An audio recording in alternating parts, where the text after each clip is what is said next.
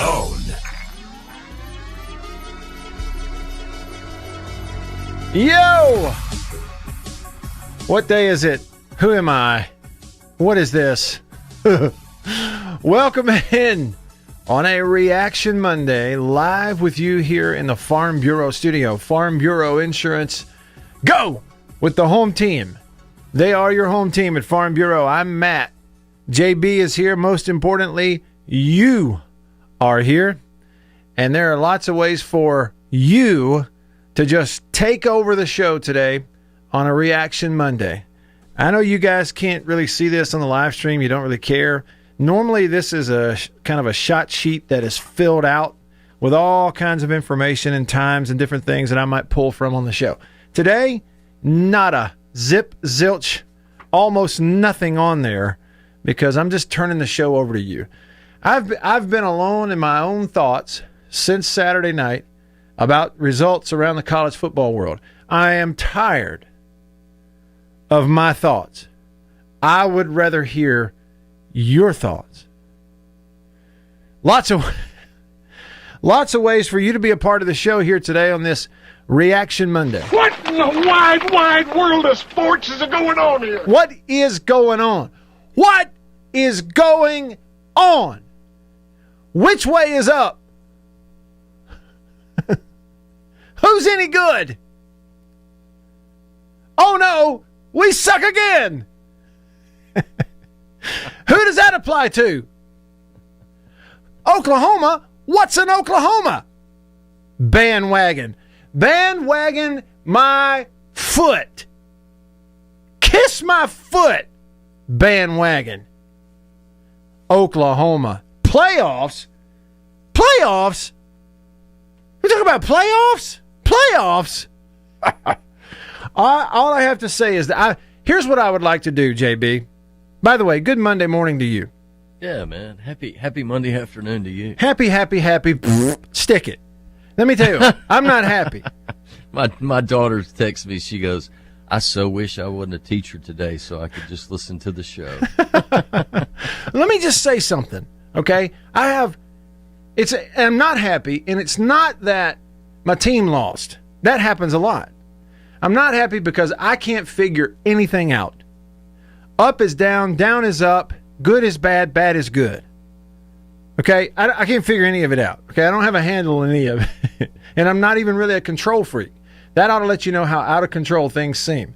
Now, I have something that I would like to use here on the show, JB, to describe the Mississippi State-Arkansas game. Okay. Are you ready? I'm ready, pal. All right, here we go. U-G-L-Y. You ain't got no alibi. You ugly. Hey, you ugly. Go Michael Scott Paper Company. Remember when the Michael Scott Paper Company on The Office used that as their morning cheer? Yeah. It was their morning motivational cheer. U-G-L-Y. You ain't got no alibi. Dadgummit, what in the world's going on? What in the wide world of sports is going on here?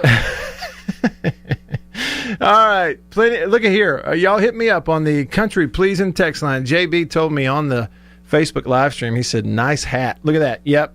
It's my teal mesh hat from Country Pleasing Sausage and Country Meat Packers in Florence with the red hog on the front. Y'all text me on the Country Pleasing text line. It's 885-ESPN.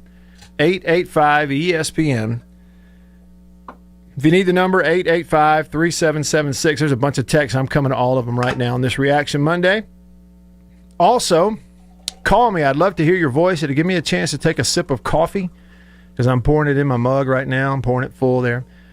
Hot coffee from High Point Roasters in New Albany. If you call me, I'll get to listen to you talk. I'd rather hear your voice than mine today on this Reaction Monday. So call me, 995-1059, 601 number. 995-1059, 601. All right. Who's up? Who's first? Let me see here. JB said, nice hat. Hey to everybody watching the live stream on YouTube as well. Reggie said, good stuff. Sven said, hey guys, if you can't see me, don't worry. I'm still hiding under a rock after the Arkansas game. Can I get it? Is there room under that rock, Sven? Chuck says, what seriously happened? All caps. Owen says, KJ Costello throwing 3 picks is what happened. Turnovers will get you beat. Too many of them anyway. My mother, how about that? My mother says, I believe LSU is still in the top 20 and who is out to pasture? I think she has a typo in there. Yep, State. She says, I can't believe LSU is still in the top 20 and State is out to pasture. Yeah, well, for now, it's week to week, Mama. It's week to week. What is it? Paul says, my mama says Matt's having an issue fit. Now, that's a great term. He's got issues and he's having a fit about them. like sands through the hourglass. These are the days of our dogs. He's having an issue fit. I like that a lot. Jessica on Facebook said, Costello's got to get rid of the ball quicker. Everyone has to do their job. Yeah. Well, they did, Arkansas did exactly what you said they were going to do. What we talked about last week is that they were going to make everything go underneath. And Kylan Hill got hurt in the first minute and a half. And, dude, I felt so sorry for him because he had no idea what world he was in. Yeah. When he went down. But that, and Arkansas had an injured player, pretty key player in the first half as well. So yeah, Boyd, they're running back. Yeah. That's it. You look up in the latter parts of the game, both teams playing backup running backs. All right, let me jump in here.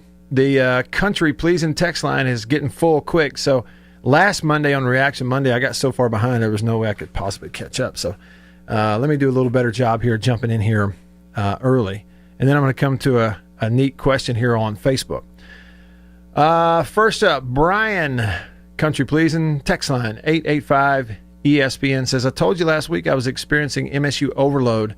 I'm expecting a better week. Hotty toddy. He's first. Brian, congrats to you. You're in first. Yeah, heck of a win there, huh? What a weird game. There was so much unexpected. Again, I don't feel like I have a grasp on anything. I did not think Kentucky's offense could go up and down the field with Ole Miss. They did. 40 should have been 42 points apiece, but instead it was 42 to 41 in overtime. I didn't think that, and it might highlight the fact that, Ole Miss's defense is just way behind personnel-wise. They got issues. They might have an issue fit before it's over, but their offense made up for it, and their offense is going to be fun to watch and can keep them in most of their games all year long.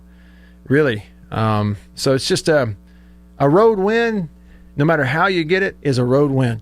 You go put up 40-something points on the road against a good program like Kentucky, you're doing something on offense for sure.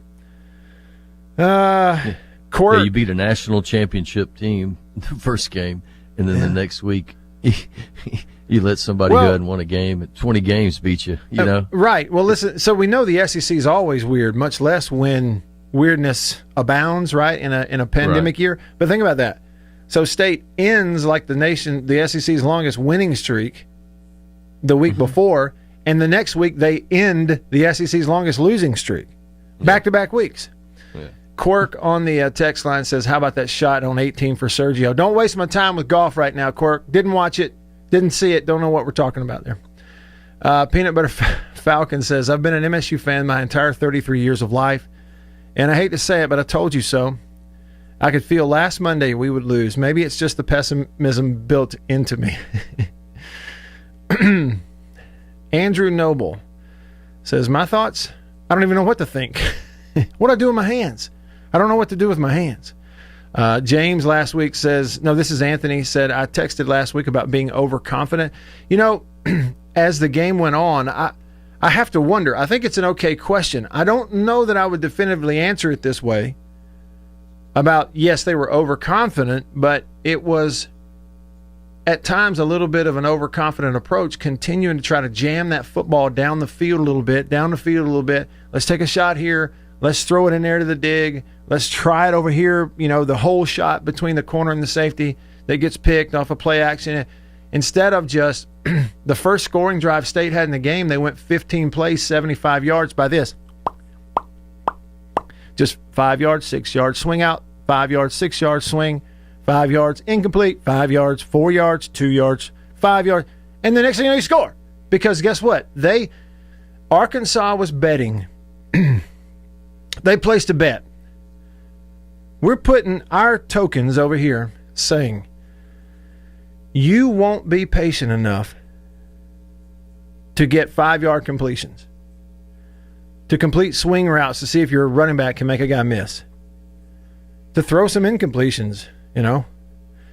You're not going to be patient enough to have 15-play drives and beat us. If you are, you may beat us. We are betting over here that if you are patient enough to take what we give you and go on 15-play scoring drives, then you'll beat us. But we're betting you're not patient enough to do it. And the bet paid off. It's not that simple, but that's the guts of it. Okay? Nick says, here's a thought. When your best player gets hurt and you turn it over 4 times, you're not going to win many games. Well, again, it's not that simple, but that's kind of the guts of it also. Turn the ball over. Barry Odom, outstanding defensive coach. And on that note, before I get to a question here on Facebook, and then I'm coming back to the text, let me just say this. I caught about the last 20 minutes of the Gridiron with Chris Brooks and Beaver. And let me tell you something. They did a fantastic job. They really did nail it, I thought, and a couple of callers. First up, Chris. He said this: I'm now more excited about the Egg Bowl. I just want to give Chris props for saying that in an honest way, because he's now more excited about the Egg Bowl because now he thinks Ole Miss has a chance to win. No, seriously. Fletch called his show, nailed it. State's not as good as we thought they were after week 1, and for a lot of y'all, guess what? They're not as bad as you think they are after week 2. Same goes really true for everybody else. Fantastic call. Fletch nailed it, as usual. More bullies call. If y'all heard that at the end of the Brooks show, he nailed it. So I thought they were nailing it over there on their show. They did a great job before this one started. All right, my friend, Coach David Wilkerson, watching the show today on Facebook. Here's what Coach Wilk said. Coach, a longtime offensive coach, knows it. He says, Matt, do you think State will have a package of zone reads for Schrader at quarterback when they can run it, where they can run it more? For a guy who's already a part of your offense and played in the game the other night, is 6'5" and runs a 4.5 and one of your better athletes and tough and likes contact and all that, especially, Coach, in goal line stuff, it's hard for me to imagine that you wouldn't at least have it to be able to take advantage of that some. You know, because once you do kind of finally dial in how to work within the ebbs and flows of what defenses are doing, they give you man coverage every now and then, you take your shot. They give you backed off zone, you just complete the underneath and you keep going and execute. Be a little more accurate and on time with the underneath stuff. You stay on the field more. They creep up. You may take a shot, but you find yourself on the 3-yard line. What a changeup it is if now there's Schrader taking a snap and reading your end and he can decide what to do with the ball, because he could also throw off of it. I don't know. Maybe they're not there yet. I don't know, but it seems like a natural thought to me, honestly, would be the next thing to step up there and kind of consider that, because, you know, it's so much harder to throw the ball once you get down there close to the goal line, right? And that's another part of it. Coach, good to hear from you. Hope you're doing good. I got so excited I'm out of breath. MW 24/7, what did he say here? He said, hey, Matt. I said this on the Brooks show. Coordinators and coaching, that's what happened in the Arkansas game. Let me give credit where credit is due, maybe where it's not. I said in week 1, and this is absolutely true, in week 1, Mississippi State's coaches coached circles around LSU's before the game and during it. And I think on this past Saturday, I think Arkansas's coaches coached circles around Mississippi State's coaches before the game and during it. That's how it goes sometimes. They all get paid a lot of money. They all better show up and do something every now and then, or they all get fired. You said you had coaches cut from the trees that were familiar with Mike Leach. Also, Lane Kiffin had his fingers in the game, plus he's played against Mike Leach. Still early in the season, Hail State we are in for a chess match and coaching through all 10 games. I mean, I think you're right. One thing Fletch said in his call on the gridiron, which I thought was accurate, is given, a COVID season, shortened season, less preseason, a different, all that kind of stuff, it's harder and harder to know what you're going to see outside of the most elite teams, Alabama. Outside of those, it's harder and harder. You can see it already to feel good about what you're going to see from everybody. You just don't know what you're going to see week to week. Lots of upsets, lots of good defenses giving up points, lots of good offenses not scoring any points. I mean, it's as unpredictable as it ever has been. Three Hump Camel says it could be worse, right? Look at it this way. Dallas is only one win better than the Jets and the Giants. Man, the Dallas defense. Whew. You have to have a hard time paying players to play and then be worse at it than Dallas's defense is. I mean, what is it here? White Denzel says, I've got a bad beat story from Saturday. I had a 14 parlay.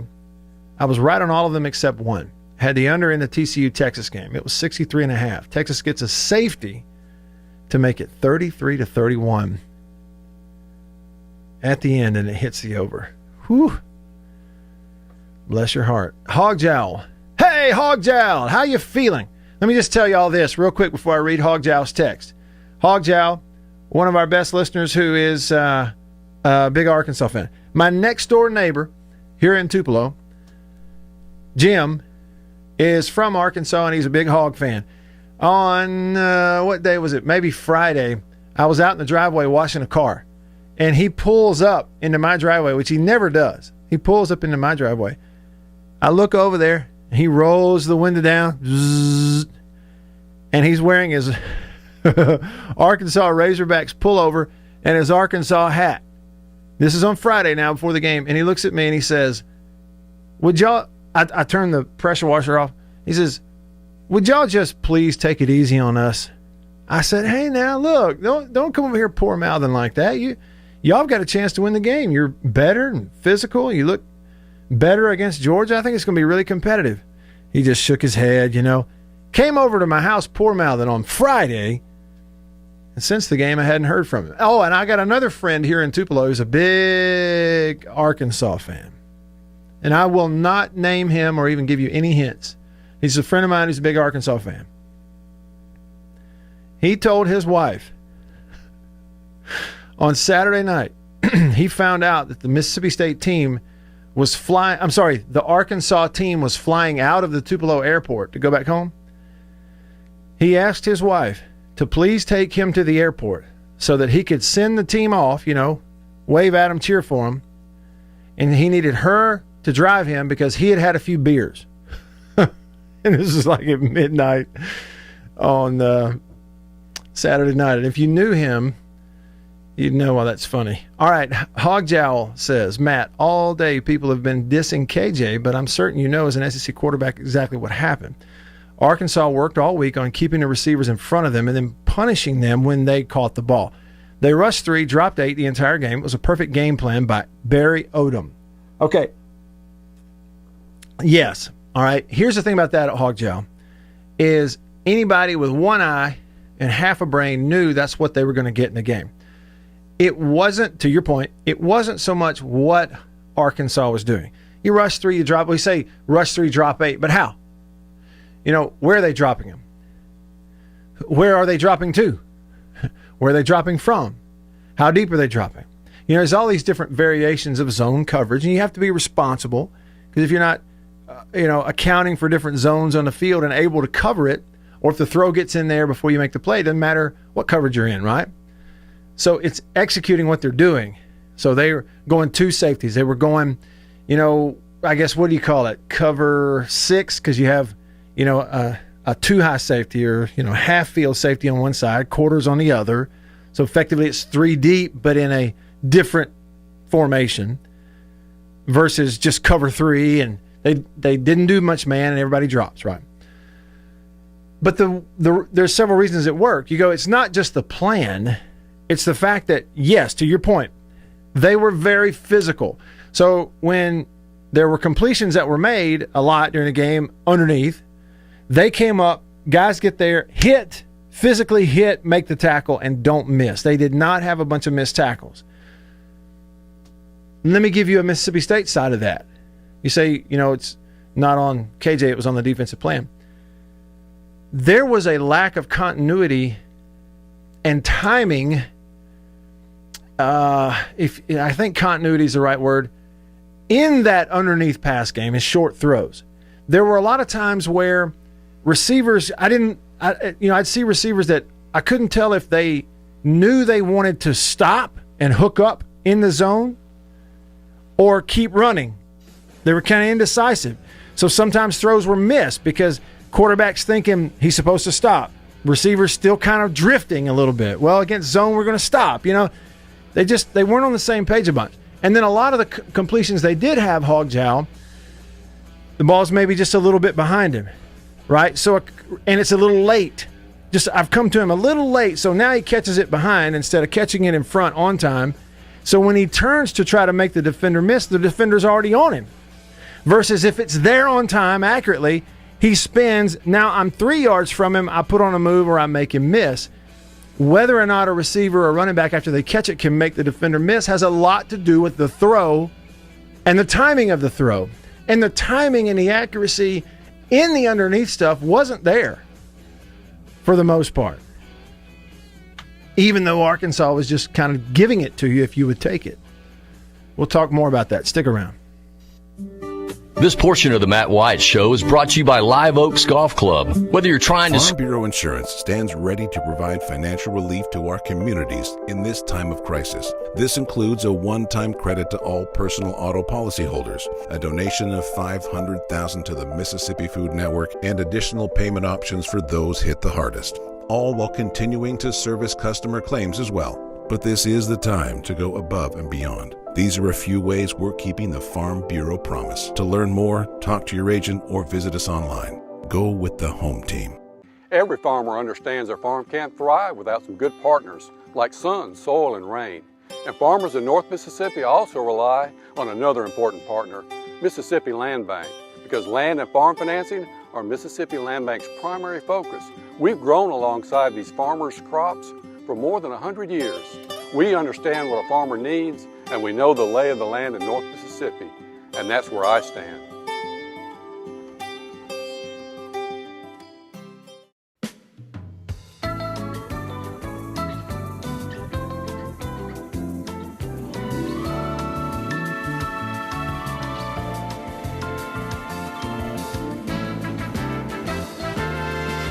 Bull. There's a lot of that out there in the wireless world. But C Spire believes that you deserve a plan that is what it actually says it is. Here's the real deal. The best plan for 1 or 2 lines. Unlimited talk and text with 10 gigabytes of high-speed data. And here's the real deal. $45 per line with auto pay and paperless billing. Even without auto pay, it's just $50. Now, how's that for the fine print? No bull. That's the real deal. Switch to C Spire today at cspire.com/real deal. C Spire, customer inspired.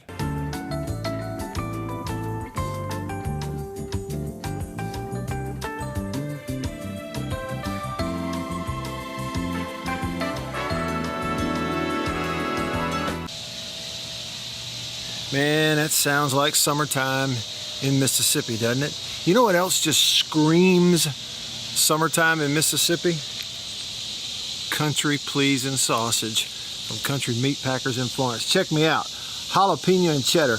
Just got it at Kroger in Tupelo where I live. On grocery store shelves throughout the Southeast. Cut it up, throw it in the frying pan. Put it on a bun.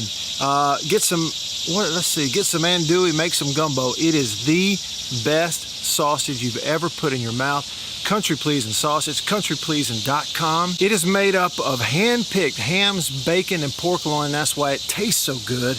I even got this cool hat from it. Check them out. Go by the butcher shop there in Florence, or order it online, or look for it in grocery stores. Walk up in there and say, Country Pleasing, please.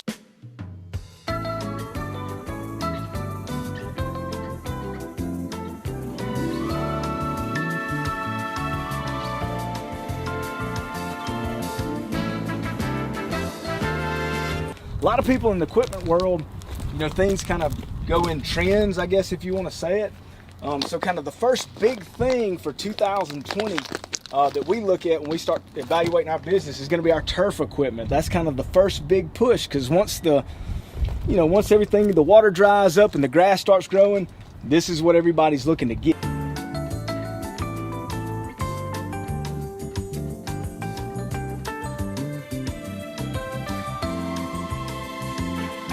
We carry the new REAX stand-up mower. Doesn't look like much, and it's dirty as all get out. But this thing is, and it costs just as much as zero turn. Not a cheap unit at all. I mean, if you go out there and look at that zero turn, this thing right here, I mean, it's got all your components from your big pump. Knocking them out of the park for great sports talk. I'm talking way back. It's the Matt Wyatt Show on 105.9 The Zone.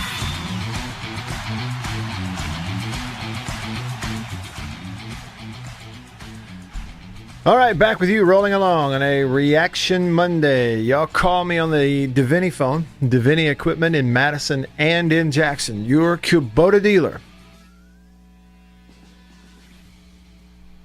And somebody was questioning on the comments why I read more text messages than I do YouTube comments. The comment was, well, there's money in this YouTube, but there's zero money in those useless text messages. Well, that's one of those, like that commercial you heard on the radio a minute ago, what, think before you post? And think about that now. See, my friends over at Davini, they support the show and love local sports, and they actually pay good money to have their name attached to the phone line, the Davini Equipment phone line of the show. And on the text messages, the Country Pleasin' Sausage text line, Country Pleasin' Sausage on grocery store shelves throughout the Southeast. Love local sports. I saw their logos all over the stadium on Saturday in Starkville. Love local sports. Love being a part of it. They support this show. They pay good money to be a part of the text line that is used throughout this show. That makes sense? And for people that watch on Facebook and on YouTube, there's no money in that for me or for anybody else. It's just merely a service to you folks who maybe can't pick up the game on the radio where you live.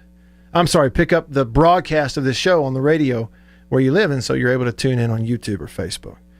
So there you go. But speaking of comments on YouTube, Charlie, who's watching on the show on the YouTube live stream, says that if Kylan Hill isn't hurt in the first drive of the game, I doubt they'd stay in that 3-8 scheme.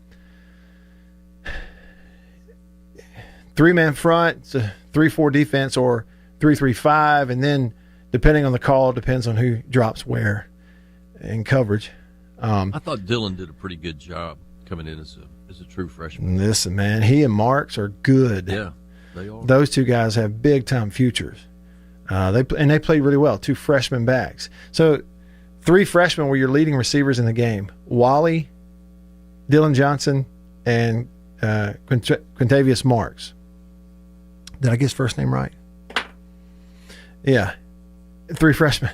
But the point being, okay, Kylan Hill, early in that game before Kylan got hurt, there was a play where, you got the call, the routes go down the field, KJ's in the pocket, 3-man rush, eyes are in the middle of the field, he's looking, he's reading down the field to try to find that lane to make that big throw, and Kylan swings out of the backfield, and they didn't cover him. Okay? So listen, it was less about the personnel in the game and more about whoever was in the game getting the football underneath on time to force that defense to come up and tackle, which they did. They had the plan in. They were ready to do that for 4 quarters. But if you hit them a little more precisely and a little more often when you give that big throw to the running back or underneath, you had a better chance to, number 1, stay on the field, number 2, not turn it over because you're not forcing it into windows that aren't open, and then number 3, score. State had 2 touchdowns. Listen, State had 2 touchdown drives in the game. One was 15 plays, 75 yards. And the other was 14 plays, 76 yards. Somebody commented and said, the Hogs deserve credit for just being a better football team. Well, time will tell if they're a better football team. I'll tell you this, they executed the plan their coaches had better than State did. It was less about the game was less about what people did and more about how they did it. State was not patient on offense. It was almost like State spent a large portion of the game, especially in the first half, without a very keen understanding of what the defense was allowing them to do, giving to them, just free yards underneath, just take it, and a lack of understanding of how patient they would have to be to just take it. You could see right away. The story, if you were going to win the game, if you were State, was you're going to look up and you're going to have run 90 to 95 plays. You're not going to have 5 and 6 play scoring drives. Not unless they get out of it. And the only way you're going to get them out of the drop and give it, the bend, don't break defense, the only way you can get them out of it is to take what they give you and complete it every time. That's it. And then people have talked about, 3-man rush for Arkansas. There wasn't a lot of pressure from that 3-man rush. It was minimal at best. Pressure. There was a couple of times, right? The State started out 3 for 3 on 4th down conversions. They went for it on 4th down. 3 times they get it. They were really confident. In the last 2, they didn't. Running play, Arkansas knows they're going to run it, makes the play. But in terms of pass rush with 3 guys, there just wasn't a lot. That's just a misevaluation by some fans. The 3-man pass rush was just because you had to do it. They didn't have much of an effect in the game at all. I think another missed evaluation, Matt, is for me, is everybody's getting caught up in talking about Leach's offense and how it was stale this week and how they couldn't get anything done, right? Defense played pretty darn well. Yeah, they sure did. Yeah, I thought so. They played well enough to win the ball game. Well, you give up 14 points on defense total, and all 14 were on 2 busted coverages. Yeah. The same busted coverage, to Arkansas's credit. Now, Arkansas moved the ball, but, man, what State did in that 4th quarter, JB, to continue to just go 3 and out, 3 and out, 3 and out, when Arkansas could have put the game away with 1 offensive drive on any of those, and they had about 4 possessions where State went out and forced punt after punt after punt. The defense did everything they could possibly do to keep them in that game. State just was too impatient with a lack of understanding on offense of what they needed to do. And they turned it over, turned it over. And you add in there the punt, the muff punt at the end. Yeah. That's a turnover, big turnover as well. So it's effectively 4 turnovers that they got 7 points off turnovers because one of them was a pick 6, and that's the difference in the game, literally 21-14. So yeah, I think. Well, I think also possibly you talk about maybe kicking 2 field goals instead of going for it on 4th and short, and then you're only down 1 point. That's exactly right. If you're kicking field goals right there. Well, and you know what? You're right. It's more manageable. And how about Mike Leach in the post game? Most coaches don't do this, but they said, you went for it twice there at the end on 4th down, didn't get it either time. Looking back, do you like those play calls, or would you have called something different? He says, I would have kicked it. Looking back, knowing what happened, knowing they stopped you, now you'd love to go back and kick both field goals, get 6 points out of it. And now you got the football. All you need is a field goal to win it. So I think there's a lot of lessons learned coming out of that ball game. I guarantee you this because I've been there. You can sit there and people can tell you, well, you were impatient, or, well, it was a game where you were going to have to just be, really take what they give you underneath and get it out a little quicker. And you hear that and it sounds one way, and then you watch it on film. You finally sit down on Sunday and watch the film, and you're like, you have that aha moment. Oh, I see. I see what you mean. And, I think they'll probably be better going forward. They have to be. 14 points ain't going to beat anybody, that's for sure. Lynn on the Davini Equipment phone line. Davini Equipment in Madison and in Jackson. What's up, Lynn? Good morning, Matt. How you doing today? Great. What's up?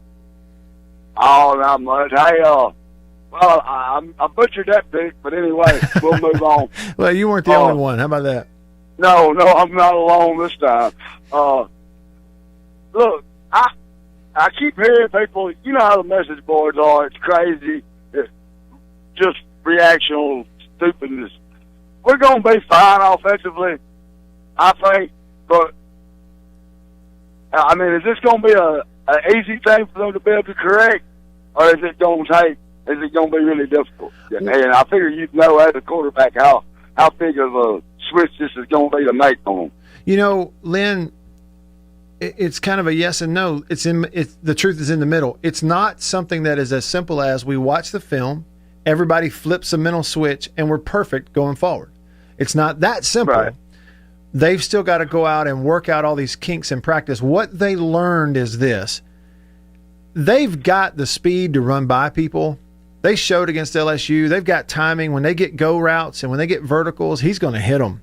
When people give them man and they can throw that mesh on the run, which in man-to-man coverage you're running away from it, he's hitting that stuff, right? They're catching it, making yards after the catch.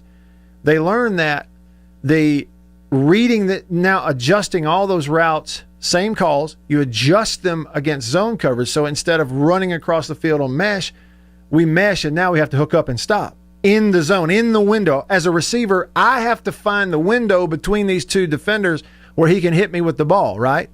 So I've got to find the window. The quarterback has to know I'm going to find a window. He also has to know where it is and get the ball out on time so that when I turn my head in the window, boom, it hits me in the face mask, I catch it, and now I turn and have a chance to make a move before they hit me. Versus the other night, there were a lot of completions in the game, some of them good, but a lot of those completions, still the ball was getting there a little late or a little behind or just there's a little lack of continuity so that when you catch it, you're immediately hit. There's no chance for yards after the catch, right? So all that stuff, they still must go out and work it out in practice, which takes time. So they're really going to work on it this week, I guarantee you, ahead of Kentucky, because Kentucky would be utterly stupid not to do the same thing defensively that Arkansas did. Lynn, I appreciate your phone call, man. Appreciate it. Thank you. Have a good night. Yes, sir. You too. Always good phone calls from Lynn. I'd put our callers up against anybody. In terms of the questions we get and the observations we get, I really would. I'll put our callers up against anybody. Even the old hog jowl, man. Hog jowl on the text line. He's a... Yeah. By the way, we got a PSA, Matt, that I don't know that you're aware of. But real quick, Country Pleasing is closed on Mondays. I'm John Morgan of Morgan & Morgan. I am often asked, what is the value of my case? The answer, of course, depends Farm on... Bureau Insurance stands ready to provide financial relief to our communities in this time of crisis. This includes a one-time credit to all personal auto policyholders, a donation of $500,000 to the Mississippi Food Network, and additional payment options for those hit the hardest, all while continuing to service customer claims as well. But this is the time to go above and beyond. These are a few ways we're keeping the Farm Bureau promise. To learn more, talk to your agent or visit us online. Go with the home team. Every farmer understands their farm can't thrive without some good partners like sun, soil, and rain. And farmers in North Mississippi also rely on another important partner, Mississippi Land Bank, because land and farm financing are Mississippi Land Bank's primary focus. We've grown alongside these farmers' crops for more than 100 years. We understand what a farmer needs, and we know the lay of the land in North Mississippi, and that's where I stand.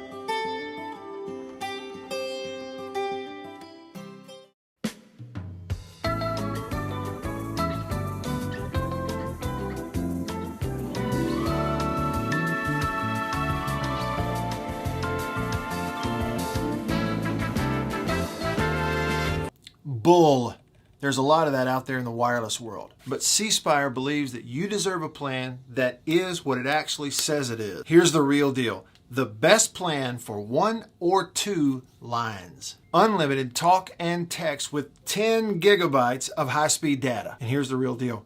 $45 per line with auto pay and paperless billing. Even without auto pay, it's just $50. Now, how's that for the fine print? No bull. That's the real deal. Switch to C Spire today at cspire.com/real deal. C Spire, customer inspired.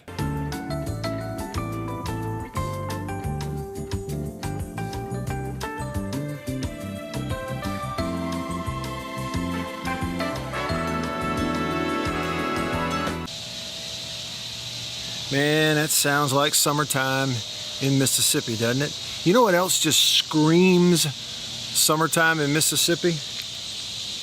Country Pleasing Sausage from Country Meat Packers in Florence. Check me out. Jalapeno and cheddar.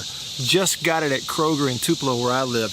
On grocery store shelves throughout the Southeast. Cut it up, throw it in the frying pan. Put it on a bun. Get some andouille, make some gumbo. It is the best sausage you've ever put in your mouth. Country Pleasing Sausage, countrypleasing.com. It is made up of hand-picked hams, bacon, and pork loin. That's why it tastes so good. I even got this cool hat from them. Check them out. Go by the butcher shop there in Florence, or order it online, or look for it in grocery stores. Walk up in there and say, Country Pleasing, please.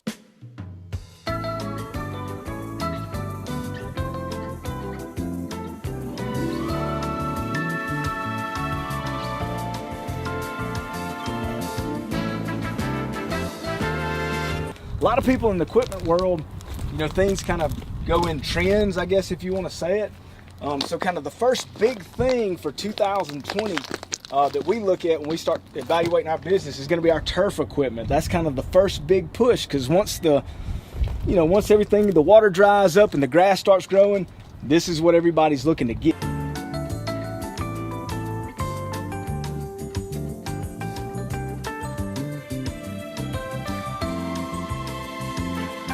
We carry the new REAX stand-up mower. Doesn't look like much, and it's dirty as all get out. But this thing is, and it costs just as much as zero turn. Not a cheap unit at all. I mean, if you go out there and look at that zero turn, this thing right here, I mean, it's got all your components from your big. The Matt Wyatt Show. Right for your life right now. On 105.9 The Zone.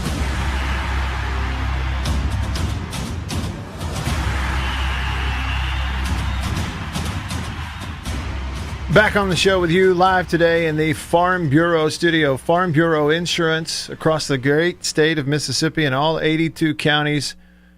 Your hometown heroes, your local Farm Bureau Insurance agent. Blake on YouTube says, if I told you we'd beat LSU and Alabama but lose to Arkansas and Kentucky, would you take that? Man, yeah, I think everybody would. I think everybody would, right? I mean, that's what you're going to get with Coach Leach. And I said it to friends of mine. I think I said it on the show. It just has the look of you're going to beat some teams over the long haul. You're going to beat some teams you're not supposed to, but you're also going to lose some games you don't feel like you're supposed to. Stuff like that's going to happen. Blake also said that the kicker, Brandon, we were saying Ruiz, and it's spelled Ruiz, R-U-I-Z, but we found out on the broadcast from the team that Brandon says his last name, the actual correct pronunciation is Rees, as almost as if we're just looking completely past the U. So he is Brandon Rees, the kicker transfer from Arizona State. That's just a note for all of us. And you're right. Automatic against LSU, really good. Hindsight 2020, you take those field goals instead of 4th and 1s. You make it a 1-point game, a chance to kick a field goal to win. Jordan on YouTube's asking any updates on Kylan. I haven't personally reached out and gotten any updates. I have someone that sent us a message that said Kylan says that he's back full go. I think he said that on social media, but other than that, don't know. PRG on the Country Pleasing text line. Country Pleasing Sausage on grocery store shelves throughout the Southeast. JB let us know that Country Meat Packers Highway 49 Florence is closed on Mondays. And so we're going to make that announcement on Mondays. We're going to play the song Man of Constant Sorrow right after it. PRG says, Matt, the next time you question whether or not one of Ole Miss's opponents can move the ball up and down the field, don't. Yeah, I know. I mean, I didn't think Kentucky could go up and down the field with Ole Miss, and they did. They found a way to score, made it an interesting game. What a way for Kentucky to lose it, though, huh? And here's the thing. I was in the booth. I was not getting to watch every play closely and listen to the broadcast and things like that. Y'all probably know things about the Ole Miss game that I don't. What was the deal with Mark Stoops reportedly chasing down the officials at the end of that game? I watched it. What happened? I'm not sure of the call. I think one of our listeners have to refresh my memory because I was having some other issues dealing with that, but I know he was so upset about I think it was the spot of the ball. Okay. Because he thought that it wasn't a touchdown or something like that. For Ole Miss in overtime? I think so. I think that's what it was. So it was okay. Yeah, to be honest with you, my buddy had just grilled a whole bunch of wings, and I was inside when that happened. And I came out and just saw him going nuts. Yeah. That's funny. Okay, let's see here. Who's on? We got Jake on the Davini Equipment phone line. Davini Equipment in Madison and in Jackson. Your Kubota dealer. Jake, what's up, man? I'm sad, brother. I'm sad. I called it. I don't know if you remember this. I called it. I said, everybody look out for Arkansas because they ain't got nothing to lose. Yeah. Just like Mississippi State went into Death Valley, had nothing to lose. They came in with a game plan, and they executed it, which I saw both of them wasn't all that great myself. Arkansas didn't play all that great. Leach got to understand something. I ain't knocking the guy, but he got to understand this is not the Pac-12 or the Pac-10, whatever they call it, and this is not the Big 12. This is SEC, bro. The most sorriest team could come in with an average defense can beat you. You got to understand this. All right. When you 4th and 1, bro, I think your co-host said it. When you 4th and 1, bro, I don't know what happened to Hill. I think Hill would have made that first down. But I think he was hurt. But I think Hill would have made it. Hey, and what about this, Jake? What about this? Again, the whole hindsight thing, it's anytime you're in a 1 or 2 possession game with time left, minimum, it's like you ought to just take the points if you can take them. You know what I mean? Like if you got a kicker who's automatic, put the points on the board, worry about catching up points later instead of now. It's almost like, you see so many teams that for no reason in the second or third quarter will go for 2 instead of kicking it. They go for 2 to try to, make it a 7-point game or something. Just put the points on the board that are the most automatic, and you can worry about the end of the game chasing points, but don't do it early. I think that was probably a lesson in that ball game. Well, also, man, go what got you down there. You started on their red zone. You ended up on your red zone. What got you down there? You nickel and dime yourself all the way down there. And then you went for a different type of format was running. Yeah. You don't have your All-American running back no more. Throw the 5-yard pass. Or a quarterback sneak. You was off the shot. I think he was in the shotgun. Yeah. He went, then he gave a ball to the guy another 4 yards back. I mean, dude, what are you doing? Yeah. Do a quarterback sneak. The guy's big enough to push the center a yard, dude. Come on, Robin Leach. I'm sorry, not Robin Leach. That's the guy from the Rich and Famous. Leach. That's right. Hey, that's all I got. Appreciate it. Yeah, that's right. That was a different Leach, right? Lifestyles of the Rich and Famous. What was that guy's name? Robin Leach. Robin Leach. That's it. Thanks, Jake. Chris on the phone, on the Davini phone. What's up, Chris? What's up, Matt? Yo. I'm here to eat my crow. Attaboy. 67-17. That was pretty bad of me to say. That looked pretty putrid. I mean, I got closer to that with that score to the Dallas Cowboy game. I mean, good gracious. Yeah, right. But, I don't know. I mean, okay, so Mike Leach is a great coach, and KJ Costello is a great coach, but you got the broadcasters screaming. They're rushing 3, they're dropping 8. Take the small passes. Mm-hmm. Why is it so hard for smart people, football people, to see that? Take what they're going to give you. Yeah. I mean, if you force them, if they would have took what they give them, they would have won the game. Well, the only way you get a defense out of what it wants to do and what they game plan to do is you beat them at what they want to do. That's the way you do it. I'm saying, if a team is blitzing you like crazy, if a team's blitzing you like crazy, do you know how you stop them from blitzing?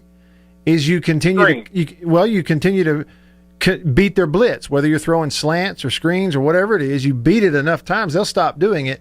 The same's true for any type of defense, and that's what you're saying. And you're right, Chris. Listen, it is patience. That's the word for State's offense in that game is patience.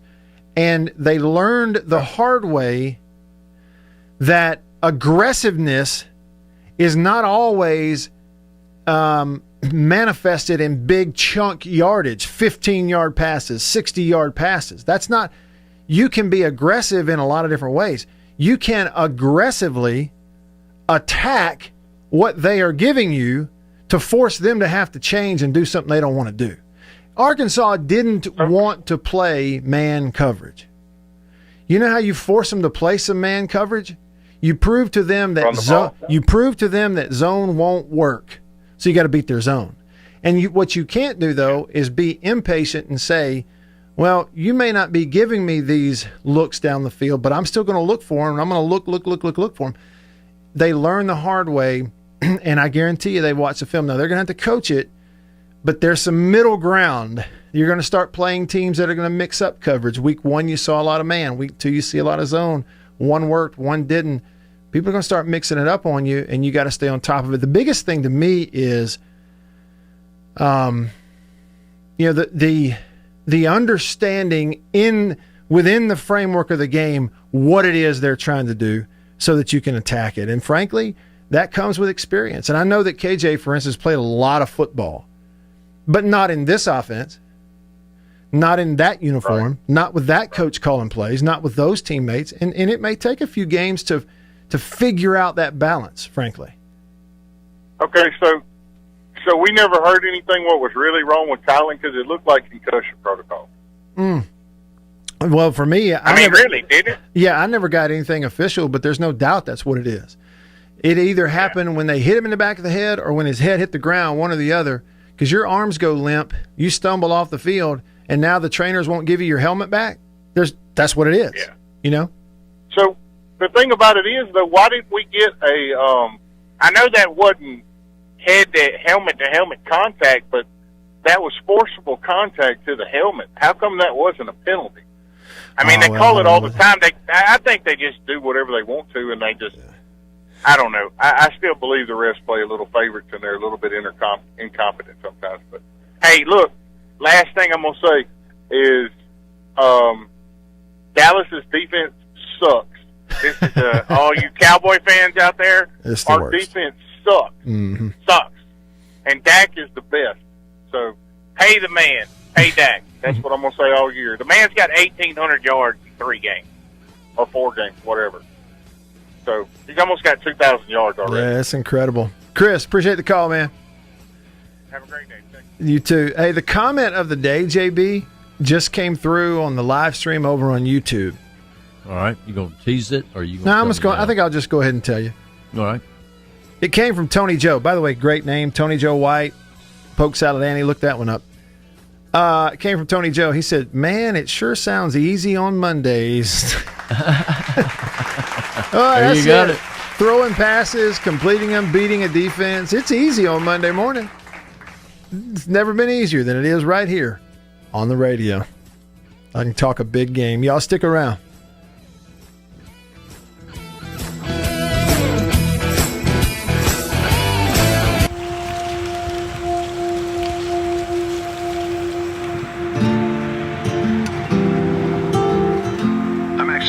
To Biggersville up in Alcorn County tonight. 1A Biggersville, they're 2-0 this year. Scored 60 points in their ball game last week, so they're off to a really good start. Been by there a bunch. You can see the school and the field from the highway.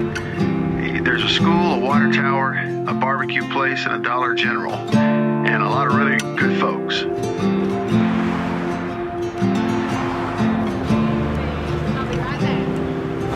I started at Biggerville in the 2nd grade in 1966, and I've been here since the 2nd grade. So people in Biggerville have been so good to me. And the good Lord, I'm just really blessed by what I've been able to experience. After school Thursday, there was 28 kids out there, and we counted the orders after. You know, we're just blessed to support the school, and they sure support me. This is the busy night, like everyone's coming. It's a close-knit community. I mean, they love the kids, and like I said, I've been in Biggerville for 60 years, and it's just a great place. I mean, great place to raise your family and kids and support the school.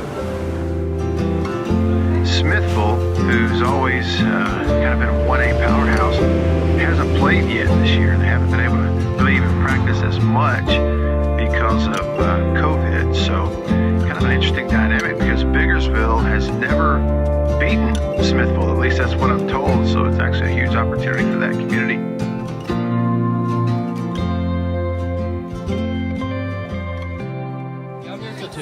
I was supposed to stay I'll take next week. Hamburger and Monday. Coke. You got any chips?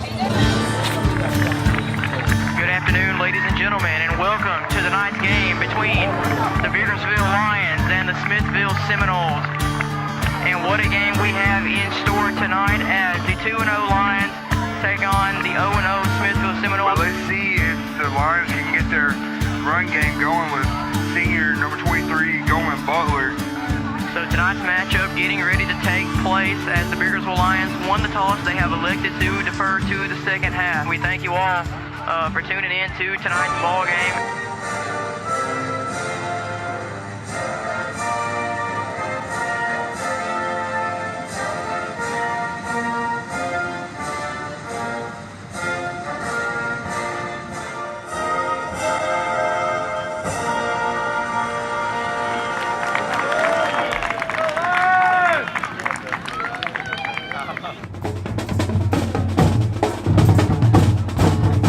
Smithville brings tradition that people long for, and that's kind of what we long for here. You know, again, we're building it, but they've kind of set the standard, especially in 1A in North Mississippi and across Mississippi in general. So yeah, it's exciting. To my knowledge, they've told me we've never beaten them. So what an accomplishment that would be, and that's what we shoot for, and just to kind of set the tone for the whole season for bigger and better things, hopefully.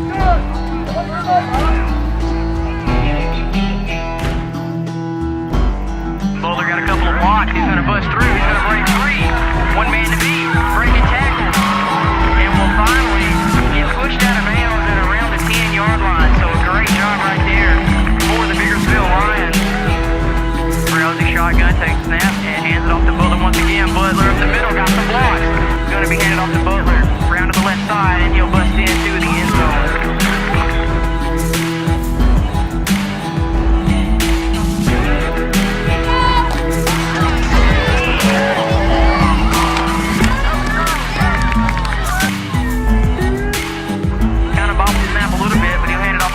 Bowler around to the left side, and he'll walk into the end zone once again.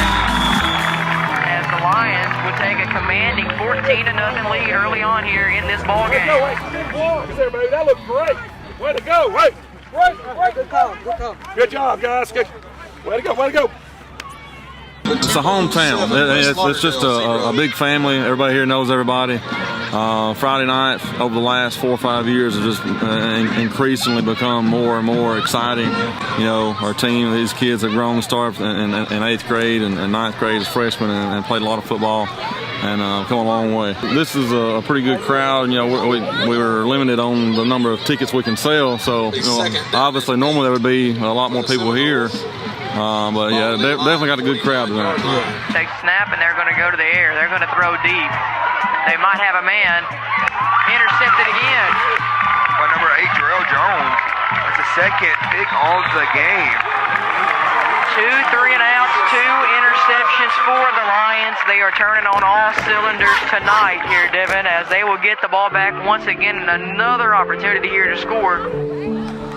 Here is the clock going to tick down 2-0. The Lions are going to take a dominant victory over the Smithville Seminoles, 64-0. And I do think that this could be the Lions year as they show dominance in their first 3 games, but it's still pretty early. A great game tonight for the Biggersville Lions. We thank you all for joining us here. Signing off from the Lions Den. The final score is 64-0. The Biggersville Lions win. This is Lions sportscaster Aiden McAllister, joined with me by Devin Bullock. We thank you all for joining in. Thank you and have a good night.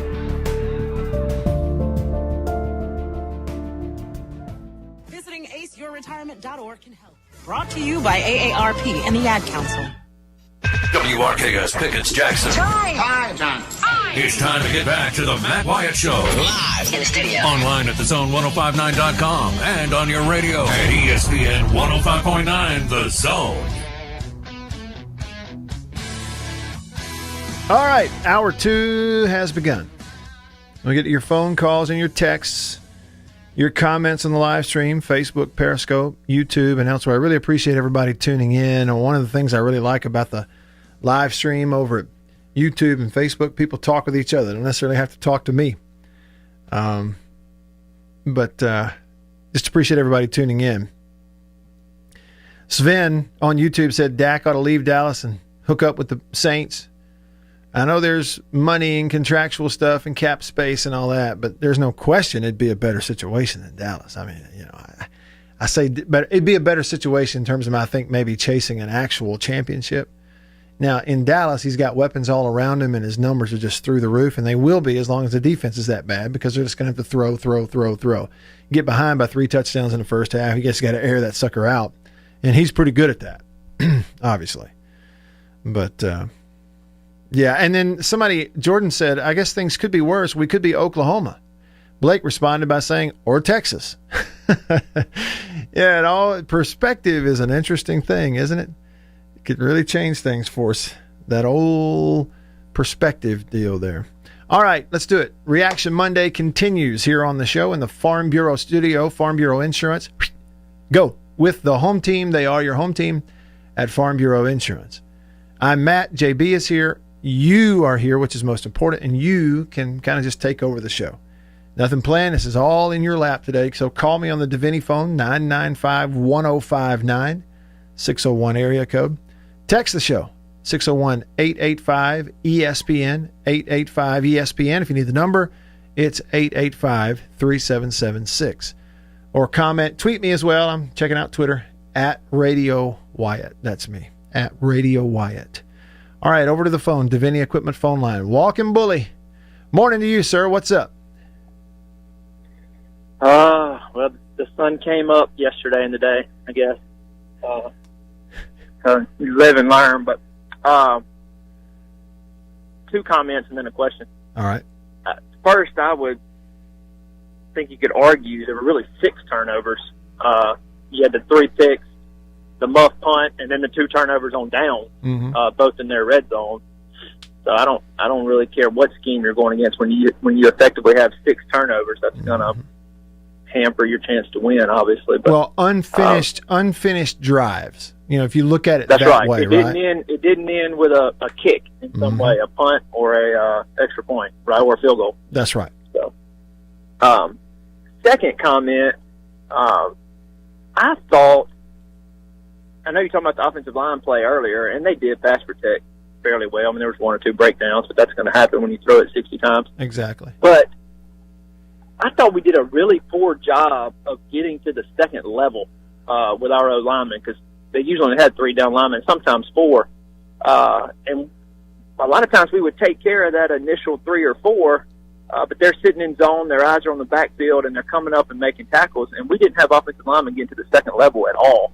And maybe you can expound on that a little bit, but going back and watching the replay, I was not impressed at all with our run blocking for the offensive line. And then my question is, I've heard all the talk has been you just got to take what's there, take 5 yards, take 4 yards, which is true.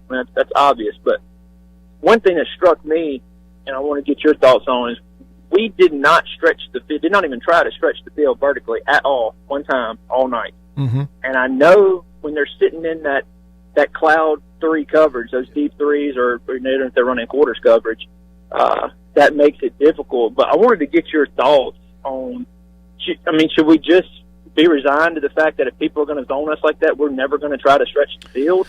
Or can you still do it? Because I see Alabama do it. I saw them do it against Texas A&M. Yeah. I mean, they're running 4 verts at times and takeoffs.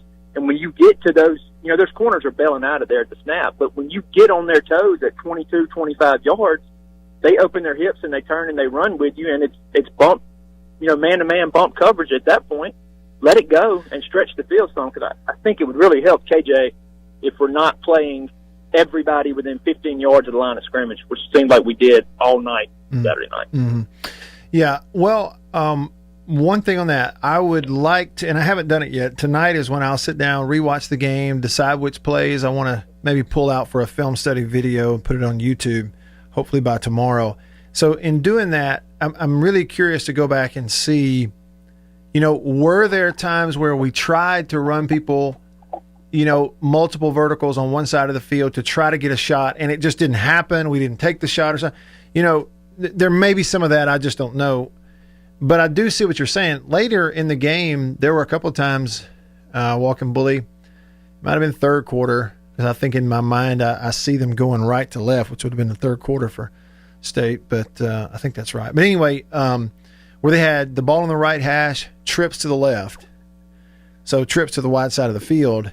And over it, pre-snap anyway, they gave them a cover 2 look. They're going to drop it and be soft 2, but meaning there was basically one safety back there on that hash who, if they stayed in some type of 2 look, he's going to have a half of the field responsibility deep.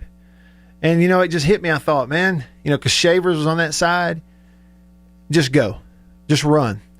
And try to read off that one safety and throw it as far as you can. I want to say it was like a 3rd and 7 play or something like that. And that was my thought is, if they rush 3, you've got time. You'll have time. Just vert that thing and pump it down there as far as you can. If they catch it, so what? It's your 4th pick of the game, and it's like a punt. But at least you showed them we're trying to do it. Maybe you get maybe you get a completion and it gets you going. Because I started feeling that in my gut too, that we just hadn't seen it. Now, obviously, they were trying to take it away, and the other part of that too, walking bully, is it's not like they were down by 15 or down by 3 scores. It was a 1-score game for a lot of it. And, maybe, they're still trying to go in there and run the offense, take what they give them and go score. But, a lot of ifs come out of a loss like that. I just still think we do make so much of what the defense did or what the offense did. And 9 times out of 10, especially in a 1-score game, it's just about how you do it. I felt like Arkansas played really, really hard. They hit. They were physical. You could just tell that they smelled it, and they called a good game offensively at times. Now, State defensively got off the field a bunch at the end when they had to, but still there were some key moments where they made big plays, right, and called a pretty good game, I thought, offensively. So I tip my cap to them for playing as hard as they did, being physical, having a plan that, the coach is calling it, they're executing what the coach is calling it, betting that he's right. And I really think if State had done a better job getting the ball out on time and being accurate, not turning it over in their underneath stuff, State would have gone up down the field and probably beaten them. But Arkansas's team had a winning plan and their players executed it. I think that's the best way I can say it. And sure, it sounds like coach speak, but I think that's it. No, that's true. And the last thing I'll say is kind of from a 30,000-foot view, one of the most glaring things to me was when we played LSU, we were decisive, and you play fast when you're decisive and you know what you're doing. Mm-hmm. And I thought Saturday night there was so much indecisiveness, not just from KJ. It looked like from receivers, too. They weren't sure when to throttle it down, when to sit down, when to run to grassy. Just weren't comfortable, you could tell. And I think that manifested itself in playing slow and reactive instead of, go, go, go. And Leach is, I know he's forgotten more about football than I'll ever know, so I'm sure they'll get that stuff corrected. But I'll be interested to see because you're going to see it again now. So I'll be interested to see this week what it looks like. So, right. I agree. Thanks, Matt. Thank you, Walking Bully. You never know when it'll happen, but sometimes within an offense, like I said, I've been there as a player, kind of know what it feels like, where you and your teammates, you're sitting there, you've heard all this stuff, things happen in a game, you go to bed confused after the game, you're like, yeah, but we said this and we tried this, but they did. And then you sit down and watch the film, the coach explains it, and you just go, oh, now I get it. I totally get it. And you never make some of those mistakes again because you finally got it. And I've been there. It'll happen. It's just a matter of when does it happen. Let's get another call in, then I'm coming to the country pleasing text line. There's a bunch of good stuff on the text line today I can't wait to get to. I'll start it off with Res Dog in a minute, who sent his almost an hour ago. But that shows you how much is coming in. Gator Greg on the Davini Equipment phone line today. What's up, Greg? Congrats to the Gators. We got a little mistruth. You're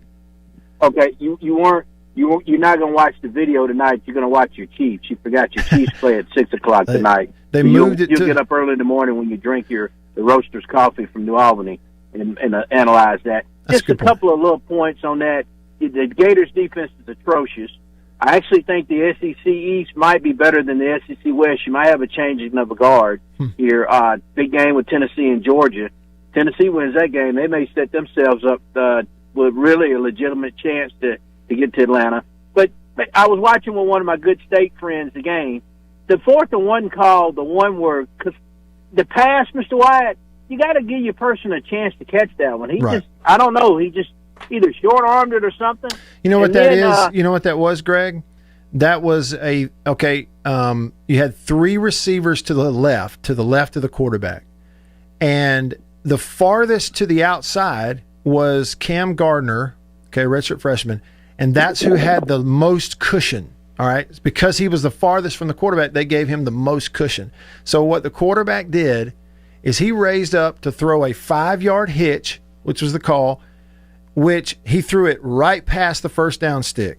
5 yards would have been just exactly on that right past the first down stick. Because there was such a great cushion, the receiver was going to take it out there to about 8 to 10. He was going to take it farther up the field. And when you go back and you watch that, they're both running a hitch. It's just the receiver is going to take it about 2 steps farther than the quarterback is throwing it. He's throwing it on time to make sure it doesn't get picked and they jump it. So when he throws it at 5 yards, the guy's taking it 2 steps farther. He sees a ball, puts his foot in the ground, tries to get back to it, and everybody goes, how could you miss that easy throw on 4th and 1? Well, he's throwing it to a spot at 5 yards, which he thinks that's what the call is.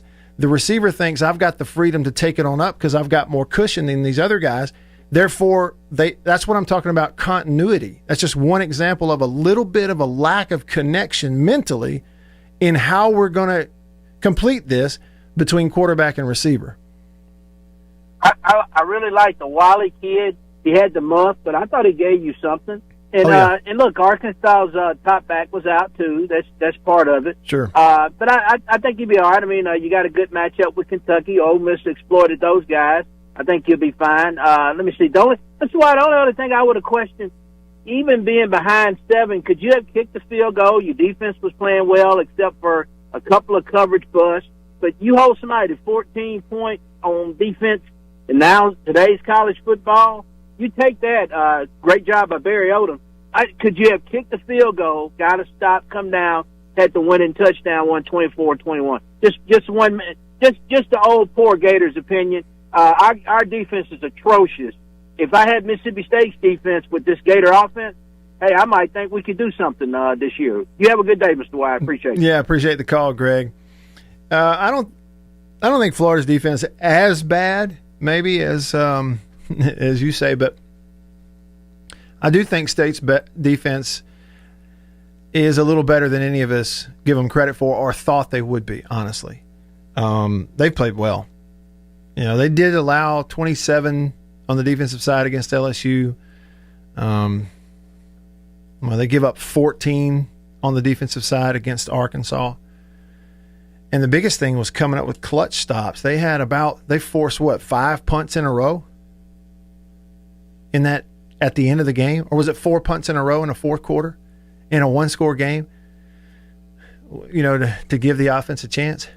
And again, that's a hindsight thing, but I think, Greg, what it might have been is, yes, Mike Leach said after the game, if he could do it over again, he'd sure go back and kick those 2 field goals on 4th down as opposed to trying to go for it and not getting it. Well, if you do, it's a 1-score game and get it back, you know, then your punt returner is not trying to fair catch it. Not trying to return it. He's just fair catching it because all we need is a field goal to go win. So, yeah. Lots of hindsight on that. But there is in any game. You know, there's a lot of that in any game, really. Okay, here we go. Country Please and text line. 885-ESPN. Let me see how fast I can go right here. Dennis, formerly of Omaha, says, our worship director at church, who's an Ole Miss guy, said that we needed to pray for the entire MSU football team as they recover from a diagnosis of high expectations. Yeah, I mean, it's better than the alternative, right? I mean, I've always got high expectations, whether I should or shouldn't. You know, I haven't enjoyed being around people too much that have very low expectations of themselves. I haven't enjoyed that much. I would also echo something, Dennis. I don't really like it when the people at my church make football way too much of a part of my service. I don't like it. In fact, I'll be honest with you, on Sunday mornings, and I hate to just come right out and say it, but I don't like it when my friends at church, all they want to talk to me about on Sunday mornings is football. I've had a lot of times where I sneak in the back door and sneak out because everybody's football. Look, man, by Sunday morning, sun comes up on Sunday morning, I'm focusing on one thing, and that's my Lord and Savior. Amazing grace. And that's all I really am there for. And I always kind of turn up my nose at worship leaders that I don't even really want football a part of my worship. I mean, it's here and this is there. That's just me. Now, it's an innocent thing. I need to stop before I pass any judgment. I don't have the right to do that. Let's see here. If it makes you feel any better, I feel the same way. Attaboy. Attaboy. Especially in Sunday school class. I just think it's out of place. That's what I think. That's what you have Saturday night get-togethers for. That's right. Let's see here. Country Pleasing text line. So is the drop 8 scheme the key to beat Mike Leach? Well, I mean, again, people, I think we have to, this is my opinion. I'm really confident in this opinion. Football, there's only so many things people can do. Defensively, there's only so many things people can line up and do. None of it is a secret. Okay? There's no scheme that is the key to anything. It strictly is whatever we decide we're going to do we execute it and do it against that opponent? I can't reiterate that enough. The people are making such a big deal out of this scheme of rushing 3 people, playing zone coverage, variations of zone coverage. Man, every defense in the country plays zone coverage in varying degrees. There's that game, it wasn't as much about what they did as how everybody reacted to it. State didn't play very well against it. They held the ball too long. They forced it when it wasn't there. Sometimes they completed underneath and it wasn't, the timing wasn't quite there. The patience wasn't there. When it was, they scored twice. Arkansas, it wasn't so much what they were doing, it's the fact that when they gave up an underneath completion, their linebackers ran to the ball and tackled. They didn't miss tackles. So the way you do something is way more important than what you're doing. It's like radio, in my opinion.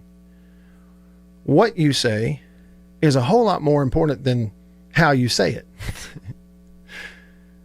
Is that right? Yeah. I mean, just because, there are a lot of really successful people in radio who have terrible radio. They don't even have a radio voice. They have the most annoying voice in the world. So how they say it is annoying, but what they're saying resonates with people.